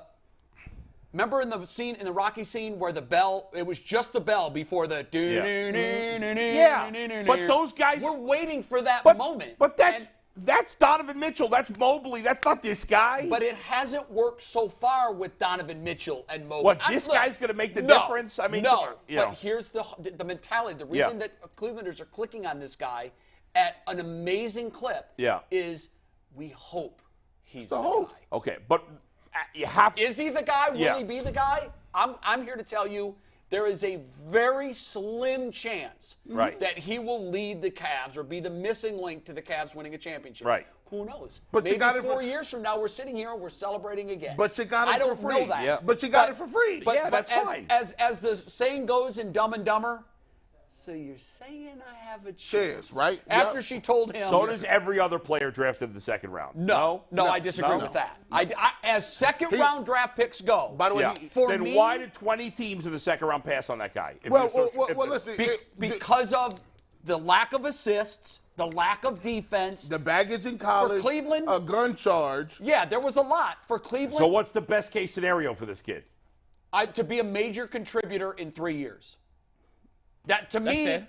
that's And would it. you say that's better than a 1% chance of that happening? I can't. I put would that tell on you him. this: if they would Yeah. have called someone else's name with that pick, It's not happening. it ain't happening. I mean, history. Because Mikey showed us the day after the draft. I know, but why showed does he us. have a better chance than anybody Because else? He was a two-time high school to player of the me, year that doesn't- once upon a time. Because, boy, you have to understand. In Yeah. the basketball sense, you keep saying why. Because he has talent. But the only thing you guys keep giving me is he was great in high school.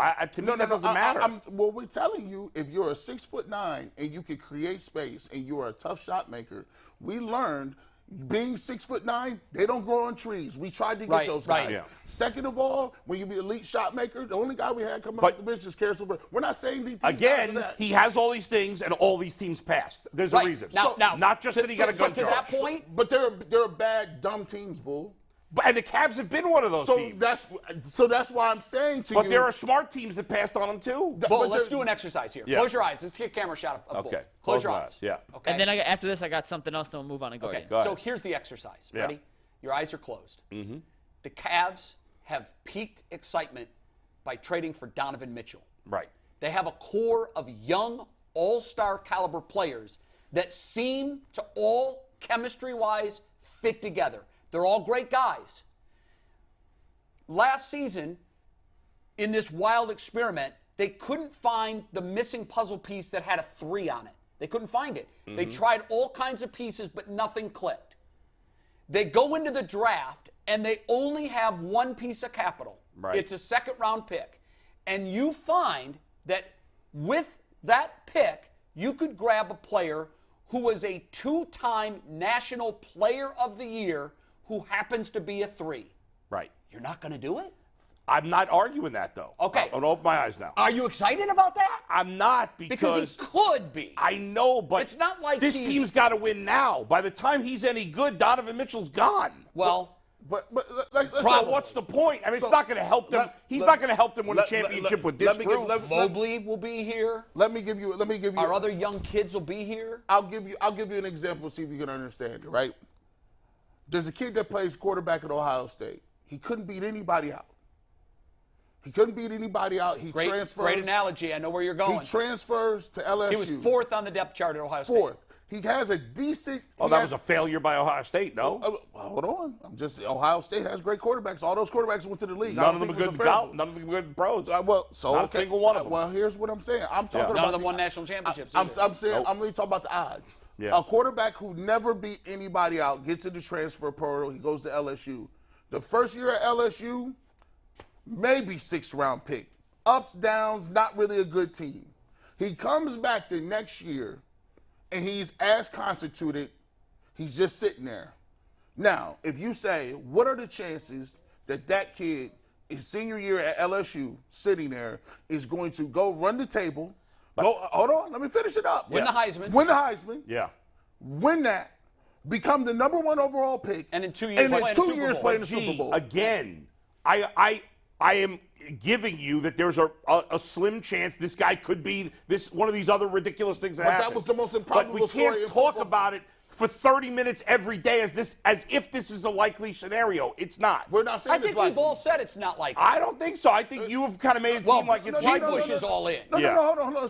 So here's what I'm saying. I think a lot of our fans are convinced this guy's going to be a good NBA player, and that's silly. No, but you're taking a step to say that they are convinced because of their excitement. You're conflating two different things. You can be excited about something, but not be convinced. I'm excited about dating you. Am I marrying you tomorrow? Yeah, but again, this question of well, they needed a wing and now they got no, they didn't. We don't know if they got one. Well, we know they needed one. But he's not helping them now. Okay, that's who the bottom else line. Could this team have drafted with Nobody. That so I'm not saying that, right. but they still don't have an answer at that position right now. We're going to watch, and I'll tell you this. Our ultimate question here was, does the summer league mean anything? Nothing.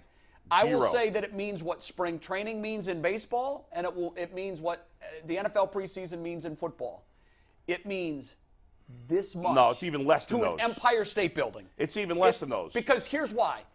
You can fall flat Yeah. and prove that you can't play, and he hasn't done that yet. I don't agree with that. If he had sucked in the summer league, that means he definitely can't play. I don't agree with that. If you can't play in the summer league, you're now not here's the analogy, and they're not mutually exclusive. Just because you can play in the summer league doesn't mean you're going to be a hit in the NBA. That is correct. Right. However, If you can't play in the summer league, He's not doing that in the league. Again, give me an example of a guy who flopped. Trae Young had one of the worst summer leagues in the history of What summer was leagues. and what was his rookie season like? I mean, let me look it up, but Who? it wasn't like he would. Trae Trae Young. Young. Oh. So there are. I'm not saying guys I don't just don't develop, think it but matters. if I think it's completely irrelevant. I can watch you in summer league and say, yeah, you don't have it. I just can. I've been able to do that. But I think we look But at he Trae didn't Young is play a that rookie. well. Real quick, so Trae Young in summer league averaged 12.3 points per game. He shot 29% from the floor and shot 12% from three on Awful. 38 attempts Okay, how many games? in 4 summer league games. Okay. But So, that's what- all he played. Right. But that's As the a same rookie- thing here. Again, As if a he's rookie- averaging 12 points a game, after watching that and saying, yeah, he definitely had a bad string of shooting. But after watching that, I wouldn't have said if he's averaging 12 points a game in the summer league that, he definitely can't he shot. play. But I have watched guys in the summer It league was where horrendously bad. There were articles written, is this the worst top 5 draft pick of all time? He had Remember a the way legitimate- people were talking about Jamar Chase Horrible. in his first preseason? By He the was way, his dropping rookie balls? season, I real quick, never doubted Jamar Chase. Trae And Young's neither did rookie you. season, No, I didn't, 19 but people were points, crazy with that. 8 assists, all rookie team. So Yeah. he was fine. All right. Here's I guess the point is, it's a 4-game sample. That's it. It's That's tiny. it. I'll give you 4 games in Steph Curry's regular season last year, where if you pull those numbers, you're like, wow, he's old. He got old. Especially in basketball. Basketball, more than any other sport, to me, is streaky. It is. When you're shooting, guess the I just- basketball, the rim can look like It's a ama- thimble, I or guess it can look like... I just don't see. I'm fine that they drafted him. It's absolutely fine. You hate I talking wasn't- about him, though, I don't you? wasn't that impressed by him in summer league. He's playing against a bunch of guys who are not going to play in the NBA, and he wasn't that good. I didn't think. One thing, I think we got to talk about baseball. Yeah. Emoni Bates aside, Craig Porter Jr. went undrafted. crazy. And this dude, Yeah. at times, looks like he's the best player on the court. And I left yesterday's Yeah. game I've heard that he's been very saying, impressive. once again, this dude, whether it won't be with the Cavs this year, they have too many Right. undersized guards, but in general, I think the Cavs got an NBA player and an undrafted Well, player. here's the thing though too. Like I think we gotta. Sometimes when you're in this industry enough, you become jaded a little bit, right? And you forget about what the industry is. The industry is people who love sports. And when you love something, you watch it. It doesn't matter if it's the senior tour or the PGA tour. If you love golf, you watch golf. Sure. If you like baseball, you're going to check up on the minor league guys. If you love football, you're going to watch every preseason game. Our industry is built on the love and passion of sports. And as an athlete, and as a young athlete, we can minimize what it really means. But at the end of the day, to young players, it's monumental. It's a Super Bowl. It's the first. That's fine, but it's proof of nothing. Is all I'm saying. But sometimes in sports, we're not looking for proof. We're just looking to enjoy something that we have a passion for. Sure. For us, it may be like, does it really matter? No. But for the fans, that is why we are here. Right. To give them a picture about what they love. And they love sports. So if you're a basketball fan, you're going to watch Summer League and have hope to see what turns out. That's all it is. We'll switch to Guardians now. Yeah. Bulls' passion, my passion, baseball. It's back. The second half of the season. Second half of the season. 186 games. They're not playing season. At least it's real games. Thought you You did. see what I did right there? If it was a least it's real 180-game games. season, Right. we'd be at the halfway point. Yeah. Let's get it going. It's 162, Yeah. but it's always been referred to as the second half. Yes. Yeah. Here we go. Even though it's like halftime coming at the 34-minute mark of an NFL game. But it counts though. But we're getting ready to, after the break, post-break, we're going back to the diamond, and the Guardians are in a funny spot. They're 45-45, but they're in first place, albeit a half game or whatever their lead is over the Twins. For them to win it, they're going to have a monumental second half from somebody who presently isn't having a monumental Well, there's plenty season. of guys There are that a are lot possibilities. to choose from. Yeah.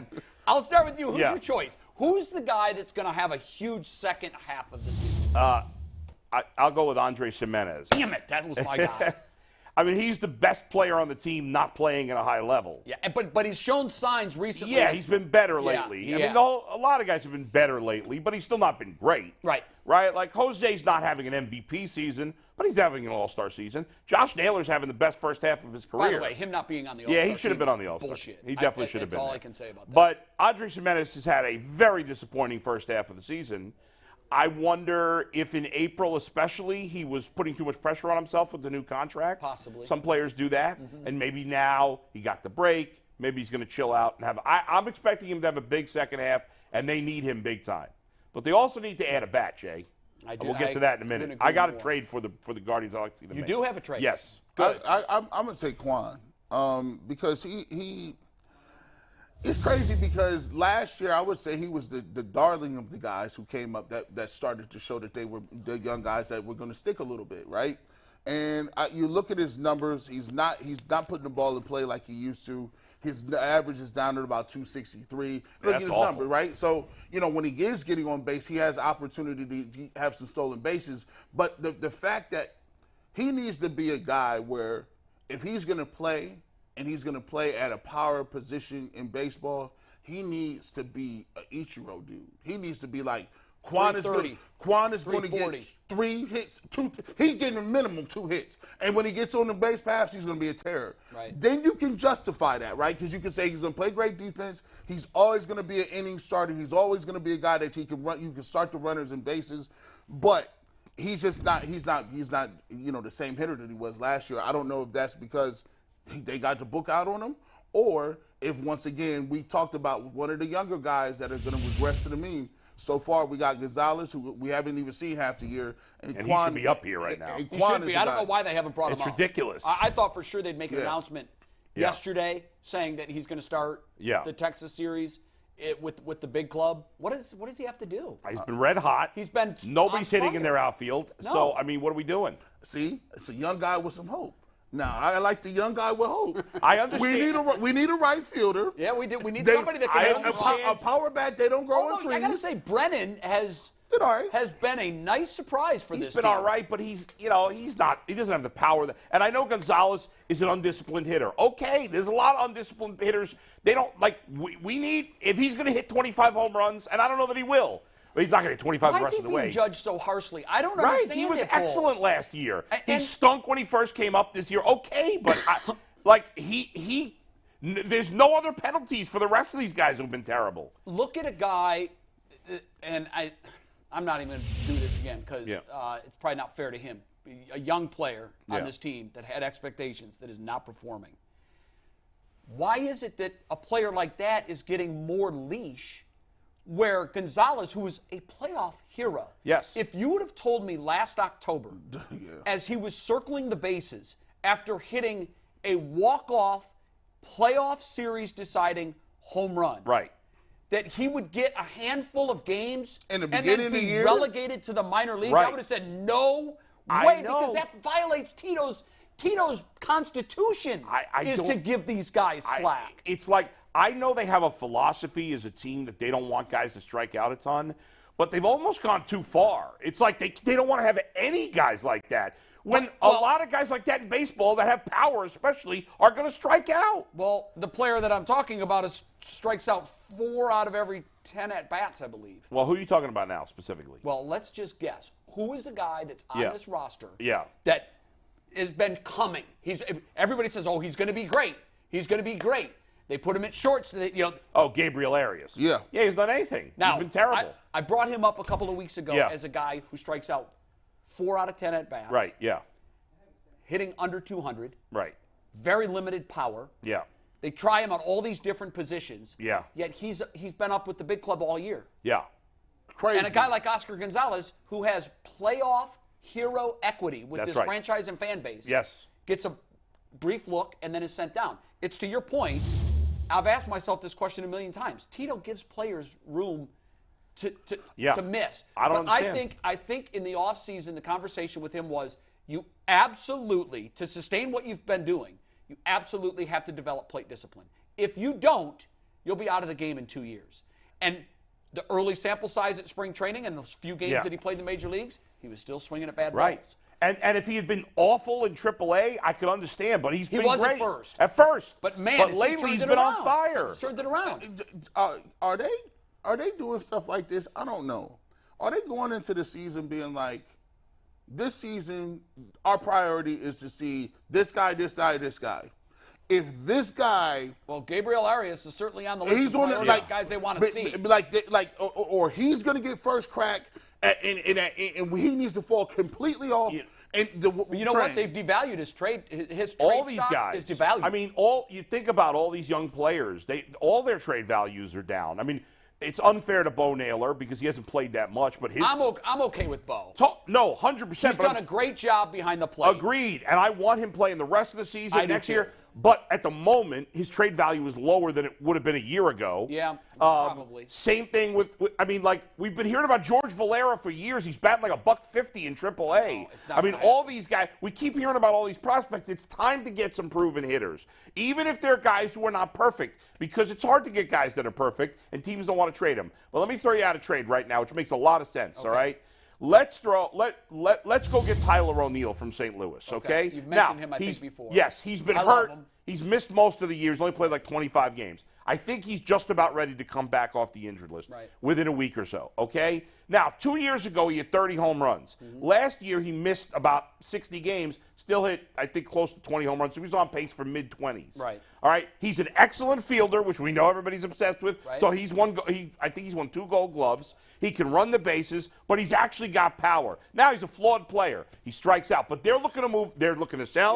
He also spends a lot of time on the unavailable. He's been hurt, no doubt. But I can't trade for a superstar right now because any good team that has a superstar hitter is not going to trade him right now. That's something you'd have to do in the offseason. But I could get Tyler O'Neill at a cheaper price because they want to move on from him. It's going to be a number of prospects, right? I'm thinking straight up for Logan Allen. I think that's a fair trade. Oh, wow. Yeah. I don't think our pitching depth right now is deep enough to do that. I think I would do it because I thought they were going to trade Bieber for most of the year, and I don't think they're going to now I don't either. because he's not pitching well enough. Yeah. And I think at this point, Savali's pitching real well. Kudos to him. Savali's pitching great. I was about to give up on Savali before this year. You did give up on him. Pretty much. You didn't. Yeah, that's more fair to say about to. I was pretty much done with him. He's been great. Obviously, Williams and Bibee are here to stay. Sure. So if you're not trading Bieber, then Allen at best is your 5th starter. I know he's a young pitcher, but he doesn't have the stuff that Williams or Bybee have. He's a nice pitcher, but his fastball's not special. Sure. He's a nice pitcher. I think he's a middle-of-the-rotation guy. I know Quantrill's been awful, but he's still here. They eventually maybe will get a Spino in another year or two. You still have McKenzie. I know he's in it.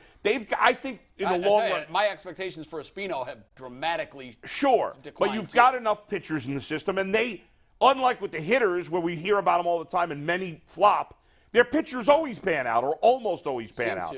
So I'm okay trading a nice pitcher in Logan Allen, but not a special pitcher. Yeah. And I would trade him for Tyler O'Neill in a deal. I'd love to have O'Neill, Yeah. but I just don't want to. I don't want to chip away the pitching depth that we have right now.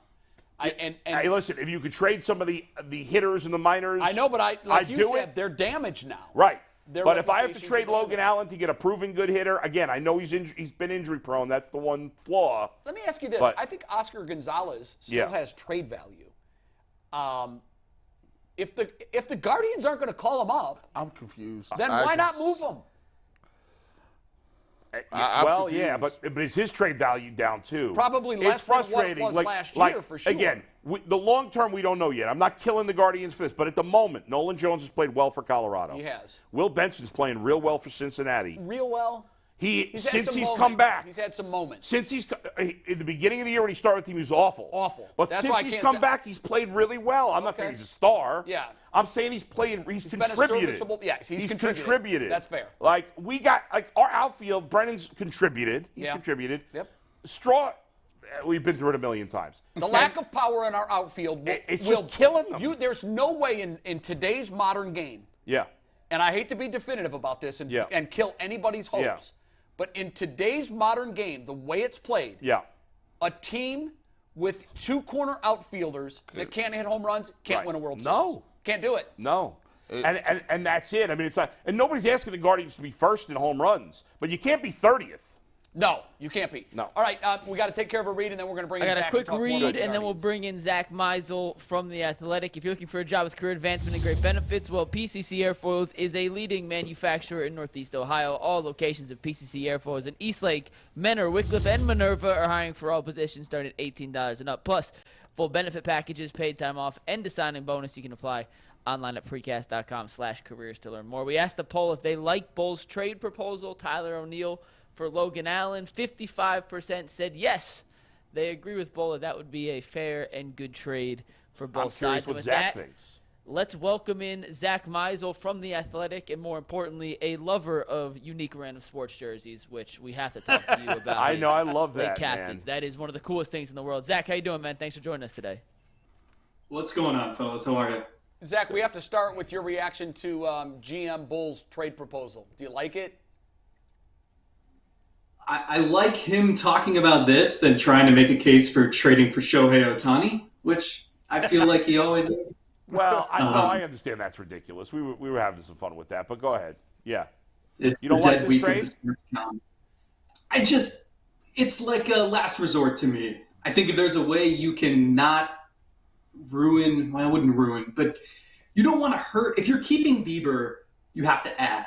And this trade to me that you're proposing is going to hurt you a little bit on the pitching side, and you hope help you offensively. Like I need more of a slam dunk. I'd rather find a team that's willing to take on prospects. And maybe St. Louis is that team, and they have a bunch of outfielders they can deal, but I don't know. He moves the needle a little bit. The guy finished top 10 in the MVP 2 years ago. I know he's had some issues the last 2 years, but like the only guy you'd rather have from St. Louis to me in the outfield is Jordan Walker. They're not trading him. So, like, who else would you trade for there?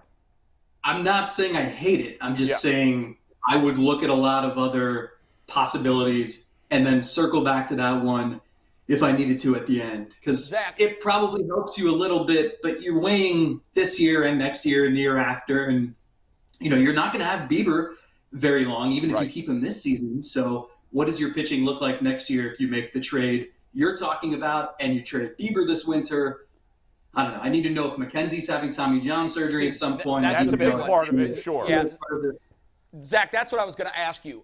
My comfort level with this trade, the 1-for-1, my comfort level with this trade would be much higher if you told me that in early August, McKenzie's going to come back and he's going to be Tristan McKenzie. But at this point, and I don't know if it's just my cynicism, but at this point, I'm looking at McKenzie as offering nothing to this club this year and thinking he's going to need Tommy John. Talk me out of that position, if you can. I can't. I mean, the only thing I can say is he sounds cautiously optimistic that this is the right move, that he feels better right now. But even he said, like, until you actually get back to throwing, you have no idea. And I think it's this week coming up that he said was like the key week where you pick up a baseball and you either know or you don't whether you're going to be able to recover or not. So it's tough. I think you just look at his return. If he does return this season, it's a bonus, but it's not going to be, you're not going to lean on him for 7 strong innings. It's going to be babying him in September. So yeah, it's tough. I just their pitching depth. There's a thin line between having a lot of it and having not enough of it. Boy, and they're straddling that right now. Yeah, but Zach, here's my frustration is that the Guardians have this amazing track record of developing pitchers. So rely on that. They can't develop hitters. All these young hitters come up and flop, except, Yandy Diaz, who's great in Tampa Bay and has become an all-star. I would love to have him on this roster. But what are these, Gabriel Arias is showing, again, some of these guys, I'm not writing them off. Let me make it very clear. But so far, most of these young hitters have shown very little. Quan has regressed. He's got no power.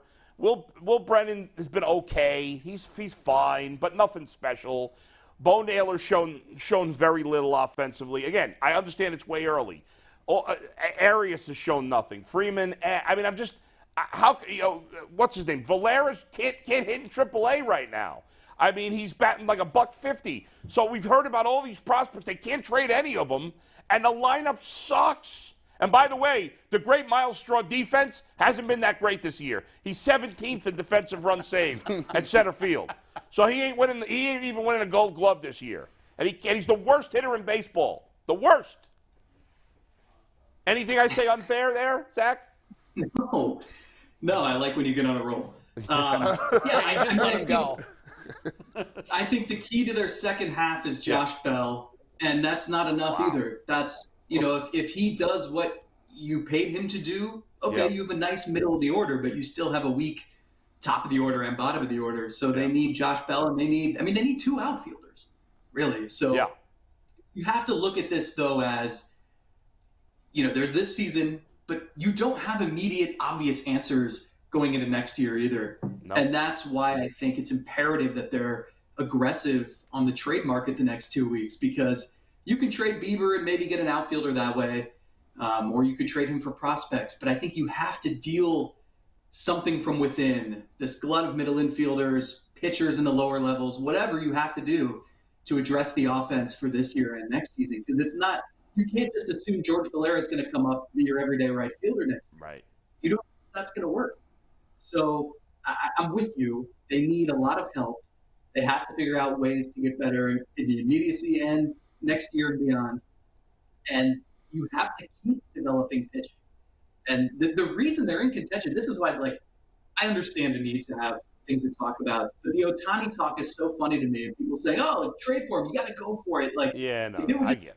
One chance. You have to do it. Do you realize you'd be trading Bybee, Williams, the guys who got you here, who you're going to lean on to get you through? That's crazy. I get it. To rent a player. They're not trading them anyway, so it doesn't matter. They're not trading. Well, you say that today, though, but I can't see it. When you look at the schedule, Zach, when you look at where the Angels are and with Trout's injury now, they're done. But I don't. I know Artie Moreno says we're keeping him, but if they start the post All-Star part of the season 2-7, and they've got a very difficult schedule, if they start 2-7 and suddenly they look up and they're double digits out of the wild card, you're dumb if you don't trade him at that point. You can't. The Guardians have nothing of value really in trade besides Gavin Williams and Bybee. They don't have much. Right now, and the Angels wouldn't want Shane Bieber, but Zach, in terms of trading Shane Bieber, what is his trade value now? Because teams are watching. He's not. First of all, he's been lousy lately. But even when he was pitching okay earlier in the year, there was no level of dominance whatsoever. He's not an ace anymore. I mean, maybe he will be again someday. I doubt it. But he's not right now. And I don't think anybody's looking at him that way. Yeah, the market's weird because I think different teams are going to want different things. You look at a team like Baltimore, they've been one of the best teams in baseball all season. They've got such a young team, a dynamic offense. They need starting pitching badly. They've lost 100-plus games, it seems like, for a decade, right? So how aggressive are they going to be? Are they going to want to make that move to get the best pitcher on the market? Is that pitcher Bieber? Do they want a guy who's got multiple years of control? Because like Marcus Stroman could be out there, Lucas Giolito, but those guys don't have the extra year of control like Bieber does. So I think it just depends on what you want. And like Baltimore could be very different than a team like the Yankees or the Rays or the Braves. You know, some teams need short-term patches and other teams might be looking at multiple years here. So it's why this is so tricky because everyone wants to debate whether they should trade him, whether it's worth trading him. But the main thing and the information that we're missing is what these teams would offer. And I think you could get vastly different returns from, say, Baltimore and Texas than you would from the Braves or, the Phillies, something like that. Right. You're right. And obviously the Orioles are a fascinating team because they've got all these awesome young hitters they've just brought up. And their best hitting prospect, what's his name, Jackson Holiday, just got called up to double it. But they're not trading him. Like, are they trading the kid they just called up? I can't think of the middle infielder they just called up. They got Gunnar Henderson. They got Rushman. They got all these. Would they trade any of those guys? That's the thing. They have like 5 outfielders who are either crushing it in the majors or at AAA with like 950 OPS. Yeah. You would think they'd have to move somebody, but if you're them, you're probably thinking, can't we get more than just Shane Bieber, who's throwing 91 and doesn't have the curveball anymore? I don't know.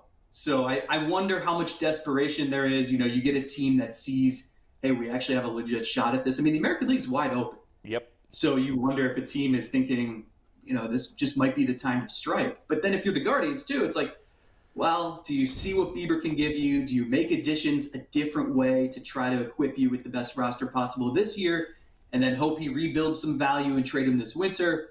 There's like a million factors going into this, and it's a really tricky spot to be. It would be – I talked to some people in the organization who were like, this would all be a lot easier if the AL Central was like any other division, and I think the decision would be made for them. Yeah. Zach, I was floating something out there the other day, and I think Jason Lloyd was talking about it too, and he said he kind of warmed up to the idea.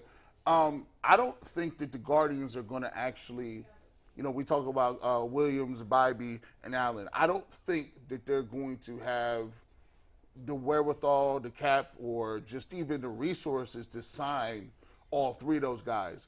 If a Guardians pitcher reaches, I would say, superstar status or wins a Cy Young award or is really a top arm, after the initial 6 years or so of control, I don't ever think that they're going to re-sign someone. I think, is it crazy to think that they have a timetable where it's like, our job is to develop these guys, find them, get the best 6 years out of them, and then that way, if they fall off down the line, have to have Tommy John surgery, whatever the case may be, let the Yankees or the Dodgers or the Angels or somebody deal with it after that. But we'll continue to mind the young guys.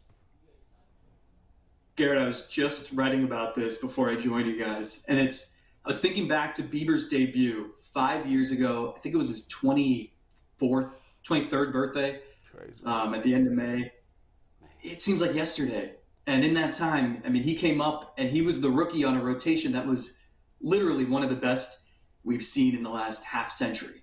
You had Kluber at the peak of his powers. Bauer was a Cy Young candidate. Clevenger had burst on the scene. Carrasco was dominant. Then you had Bieber learning from these guys. And then the next year, he's the All-Star Game MVP, finishes 4th in the Cy Young voting. The year after that, he's the best pitcher in the universe. And then he has an arm injury. And then last year, he reinvented himself and was still good. And now he might be gone. Like it happens quick. That cycle is just so fast. And you think back to, the pitchers that they've had in the last decade. And you're right. You make those initial offers. They had contract negotiations with Bieber after that All-Star season in 2019, and it didn't amount to much, clearly. And that's pretty much been it. You know, they haven't had extensive talks with him the last couple of years because both sides knew where they stood. You know, when they signed Kluber to an extension, he kind of came out of nowhere. He was a late bloomer, and then he won the Cy Young. Yeah. And then they signed him to a long-term deal, but he still had a ton of control left, so it was really below market. And they knew that, you know, he gets to that last year or two and you'd be shopping him because that's how they operate. So I really think the instant, when you're a pitcher, the instant you make your debut with this organization, the clock's ticking toward your departure. Yeah, and it goes really fast. And the way that they're able to make it work is they keep developing guys and they draft guys that they know they can develop. And that allows you to do this so you can replenish the farm system through trades. That's how you can get hitters since you can't develop them well yourself. And that's how they've been able to sustain this. It's just, it makes the timing so hard because you have to get these guys at the peak of their powers at the right time when you do have hitters to complement them. And I think that's kind of the struggle that they're in right now. You know, Zach, you talk about, I get what you're saying. I think you say, you know, with Tyler O'Neill, for example, is that enough, right? They still have a long way to go. But what if you traded for Tyler O'Neill, right? You get a year and a half with him. Then you go to the Cubs and you go get Cody Bellinger. It's a rental, so you're not giving up that much. You know, he's not the player he once was, but he's bounced back. He missed a couple of weeks, but he's been pretty good for the Cubs this year.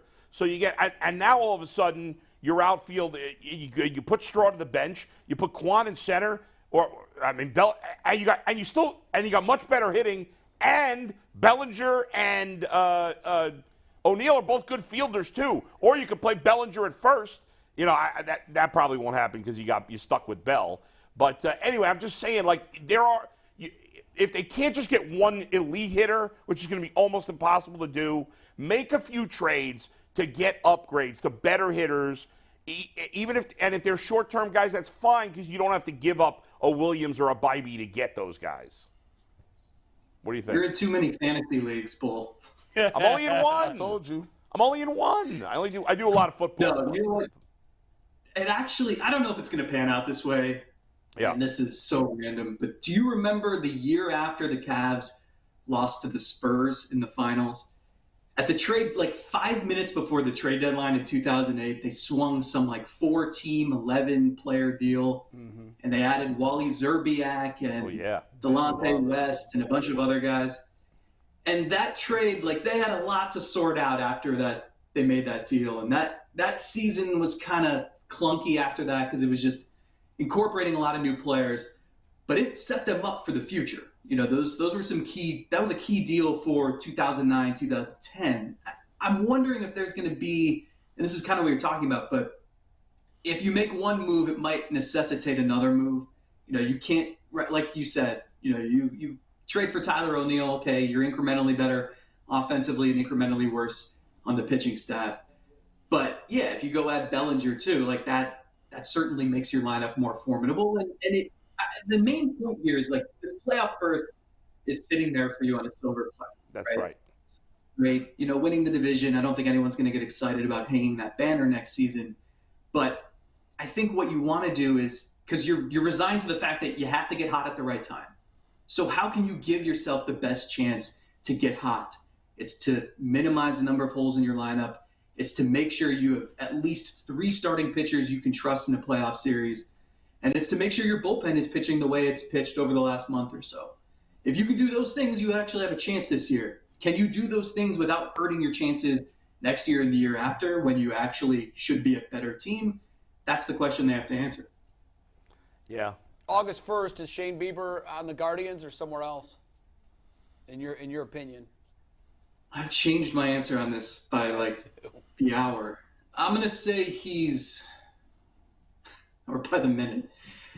I'll say he's here, but I'm truly 50-50 at this point, and I feel like every day I hear something or think of something new that maybe changes my answer at that. All right, one more question, then Mikey's got something for you. We haven't really entertained this thought because it was just a foregone conclusion that Bieber was absolutely out the door. But because of his struggles and because of his diminished trade value, is there any whisper at all of perhaps going back to negotiating with Bieber on a long-term contract? He has to be thinking that his value on the free agent market once it happens is going to be less. Maybe the Guardians roll the dice and think this is a temporary hiccup. Let's face it, we kicked dirt on Justin Verlander when he was 10 years older than Bieber is right now, and he had, a revival. Sabathia did too. Sabathia as well. Is it possible that is that ship completely sailed? I think so. I don't even think they really talked this spring on a deal, which was surprising to me. The big thing is, so his agent, he's part of Drew Rosenhaus's baseball wing, and he's kind of their star player. And it's been like a foregone conclusion that he was going to head to free agency and sign some big contract. And the thing with him is that I don't know what the motivation is to re-sign here before at least testing the waters. He's been a guy who's bet on himself. And he's also in line to make a lot of money in arbitration next season anyway. I mean, he's probably going to make 13 to 15 million. So it's not like he's desperate. And I just think when you have more teams interested in you, you find some team that thinks they can fix you, you find some team that's just desperate for starting pitching, he can still get a pretty hefty free agent contract, even if it's not anywhere near what we thought it would be a couple of years ago. Yeah, I think the number is at least ticking down, and sure. So maybe it would be in his benefit to talk to Cleveland about a deal, but it doesn't seem like that's going to happen. Mikey has a question for you.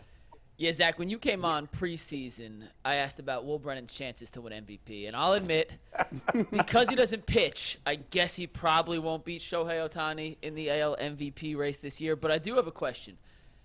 We all know what happened to Will Brennan. His comeback story this year has been unprecedented and amazing. No player has ever hit a higher batting average in the game immediately following the death of a bird due to a ball he hit than Will Brennan. So what do you think Will Brennan's chances of winning the AL Comeback Player of the Year are this year for his truly heroic performance, fighting off PETA, fighting off birds of aviation of all kinds, and coming back the next day with a phenomenal 3-for-3 performance? Great question.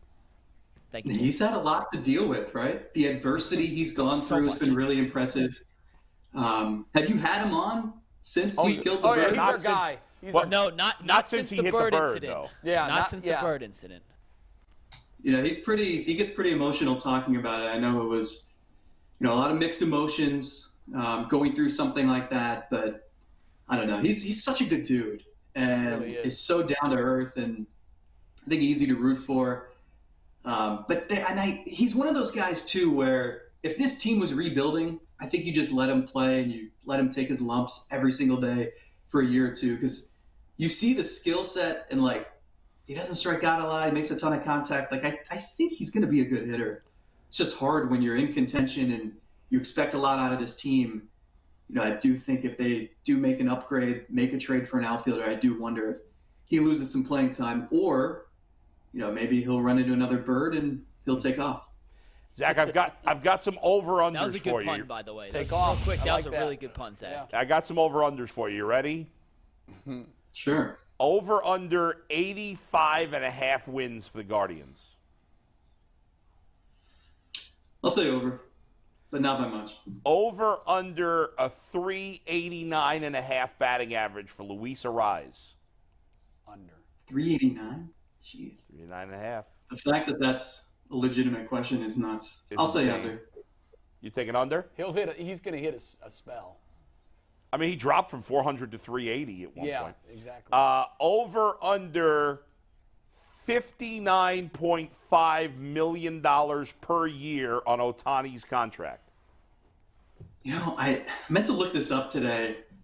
Was wondering if you took how many players on the top of Cleveland's payroll would you need to add together to equal what he'll earn in free agency? 18. Oh, my God. 20. Right.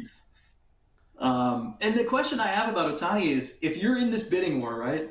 Let's say it's Dodgers versus Yankees versus Mariners, and the bidding war is getting to 12 years, $600 million. If you're willing to spend $600 million, why not spend $700 million? Why not spend $1 billion? Right. $700 million, That's why, Zach. That's why I think it's going to go to $750. The guy's worth total. every penny. He's two superstars in one contract. Right, and he brings in a market.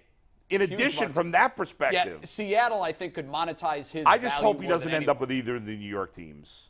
I mean, obviously, selfishly, I'd like him to end up on the Cubs, but I don't see it.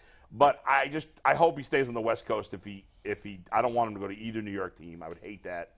That would be I'd terrible. love to see him on the East Coast though, so we can watch him at a normal time every night. I agree. Yeah, we get to see more of it. But I'd like to see him stay in the American League, not in our division, but I'd like to see him East Coast American League so we can watch him more and appreciate him more because he's the face of the game and he's going to break the bank. Final over-under. Over-under 1.5 articles written by Jason Lloyd in the next 6 weeks. Under. Oh, under. Wait, Bo, you forgot the most important actual guard. Over under 99.5 home runs for the Guardians as a team. Oh, yeah, that's a good one, too. Thank you, Bo. What are they at right now? I forgot to look. 60 through 90 games. Jeez. Will they break triple digits? I mean, that's pathetic. I'll say yes. It's the most but I'm hesitant hitching yes my yet. wagon. I'm hitching my wagon to whoever they trade for, and I guess Josh Bell, and that doesn't feel very good. Yeah. Well, Jimenez, you'd expect Jimenez to do much better in the second half, too, no? Home runs wise? I think so. I mean, even Jose could hit for more power. Yeah. Naylor, too. I think Naylor's got 10. Yeah, Naylor's got a ton of ribbies, but not a ton of home runs, which is impressive in a way. Their lack of power is really actually pretty impressive. I mean, real. you know, when the Browns went 0-16, you're like, wow, as sucking goes, that was awesome. Yeah. They're now at a level that is actually awesome. You look at it and say, how in the hell can they have so few home runs? The Braves have hit More in June than they. The Braves have hit more home runs since the start of June than the Guardians have, including the playoffs, since mid-September of last year. It's like they're trying not to hit home runs. Like Yeah. it's like, yeah, we're just going. We're purposely only They've become concentrating great on at not hitting. Yeah, it's home impressive. runs. Do you remember when you were playing in the backyard as kids, and like the fence would be really short, so if you hit it over the fence, it was called an out? Shut up. Yeah, Like, absolutely. the Guardians would be amazing. Right. if that You was are your at model. my grandmother's house. That's We like, right. yo, you only Zach had nailed like. it. You had 2 bases, and if you hit it over the fence, there was a dog over there. Right. So when you had to go over, it was pretty much game over. Yeah. That's So you had 2 Yeah, balls. well, Zach, it's like some softball leagues. If after you've hit 2 home runs in an inning, the next one over the fence is a home run. So you're trying not to hit home runs. Well, it's an out. It's an out. I mean, Yeah. So Yeah. I mean, that's literally like I think the Guardians think that that's the Right. rules they're playing on. We're not allowed to hit any home runs. No, can't do it. Every once in a while they run into one. Wait, Thanks, Zach, Zach. before we go, real quick, Yeah. what's the best jersey you've seen this year Oh, at a yeah. Guardians game? There's always, remember Christian Arroyo? I think he played Sure. 1 game for them. Someone sent that in the other day. He was on the team I think it was the COVID year, and then like for 5 minutes in 2021, and he got in 1 game. I think 1 at bat. And Wow. somebody has his Someone has jersey. I think it's just for Zach. Zach was at the Lake County Captains game signing autographs, and people love showing you those jerseys. I mean, you've made it a huge thing here. Yeah, so there was, and the best part is when you see all sports. So that night at the captain's game, I think the winner was a Leon Poe jersey. Remember him on the Caps for God, like Leon 20 Poe. games or He had something? that bad knee. somebody actually printed That's one amazing. Leon Poe. That's as obscure as it gets. up. It is. Zach, you're always great, Thanks, man. man. Thanks for coming on. We appreciate it. You got it, fellas. Take care. Mike, I know there's only a couple minutes left, and you had talking about the schedule for next year on there. Yeah, real quick. I know it's not a full topic. I but- just wanted to get Bull's thoughts on this. 10 games to start the season on the road. Yeah. 9 games to end the That's season. bizarre. I thought on Jason the said they were road. home the last week. I've never heard. That's crazy. In a vacuum, every game counts the same. Yeah. Managers will tell you if you force them Yeah. to say what are the 2 biggest stretches of the season, most important. Yeah. Now sometimes the tail end means nothing because you're out of it. Right. Or you've clinched. But most managers will tell you the most pivotal thing and part of the schedule is Yeah. the first 10 games and the last 10 games, Yeah, and the that's tough. Guardians have 19 That's of those weird. 20 on the road. Aren't they Wait, home I, for? I may have read that wrong. think They may you be. screwed Please that tell up. me that's wrong. It is. They're home for the last 6 games. Oh, that's a bad. I job. read that wrong. Oh, it's a That's- terrible job. That's by a you. terrible Mike. job out of me. Got you all hot Okay, and as bothered. Rosanna Dana famously used do- to say on Saturday Night Live, never mind. They do. Well, Never mind. They do start with 10 straight road games, and their home opener is the day of the eclipse. Yeah, which I think is, we talked about this yesterday on Channel 3, that's a stroke of genius. It's April 8th. It's usually the home opener is a 4 o'clock start. Yep. The total eclipse happens at 3:10. If you don't know, Cleveland is in the absolute heart of the path. Yeah. So at 3:10 on April 8th next year, when Progressive Field will be packed with fans, right, and 50 Major League Baseball players, it's going to temporarily go dark. It will turn into complete and total darkness. It's total darkness, huh? Total darkness. That is so. Can you not look at it? Are you not supposed to look at it? Well, you when it's in the total eclipse, you see the edges. Yeah. It provides very little sunlight. Yeah. You're not supposed to look at it. They'll hand out glasses. Right. So I have an idea. We need to get 40,000 of these UCSS eclipse glasses so you can look at the sun, and I want logos on both arms, because that shot is going to be everywhere. You're going to have 50 Major League Baseball players wearing those glasses looking up at the eclipse. That's really cool. It's genius. It's gonna be See you on overtime. See you on Have OT. a great weekend. That's a great Happy Friday.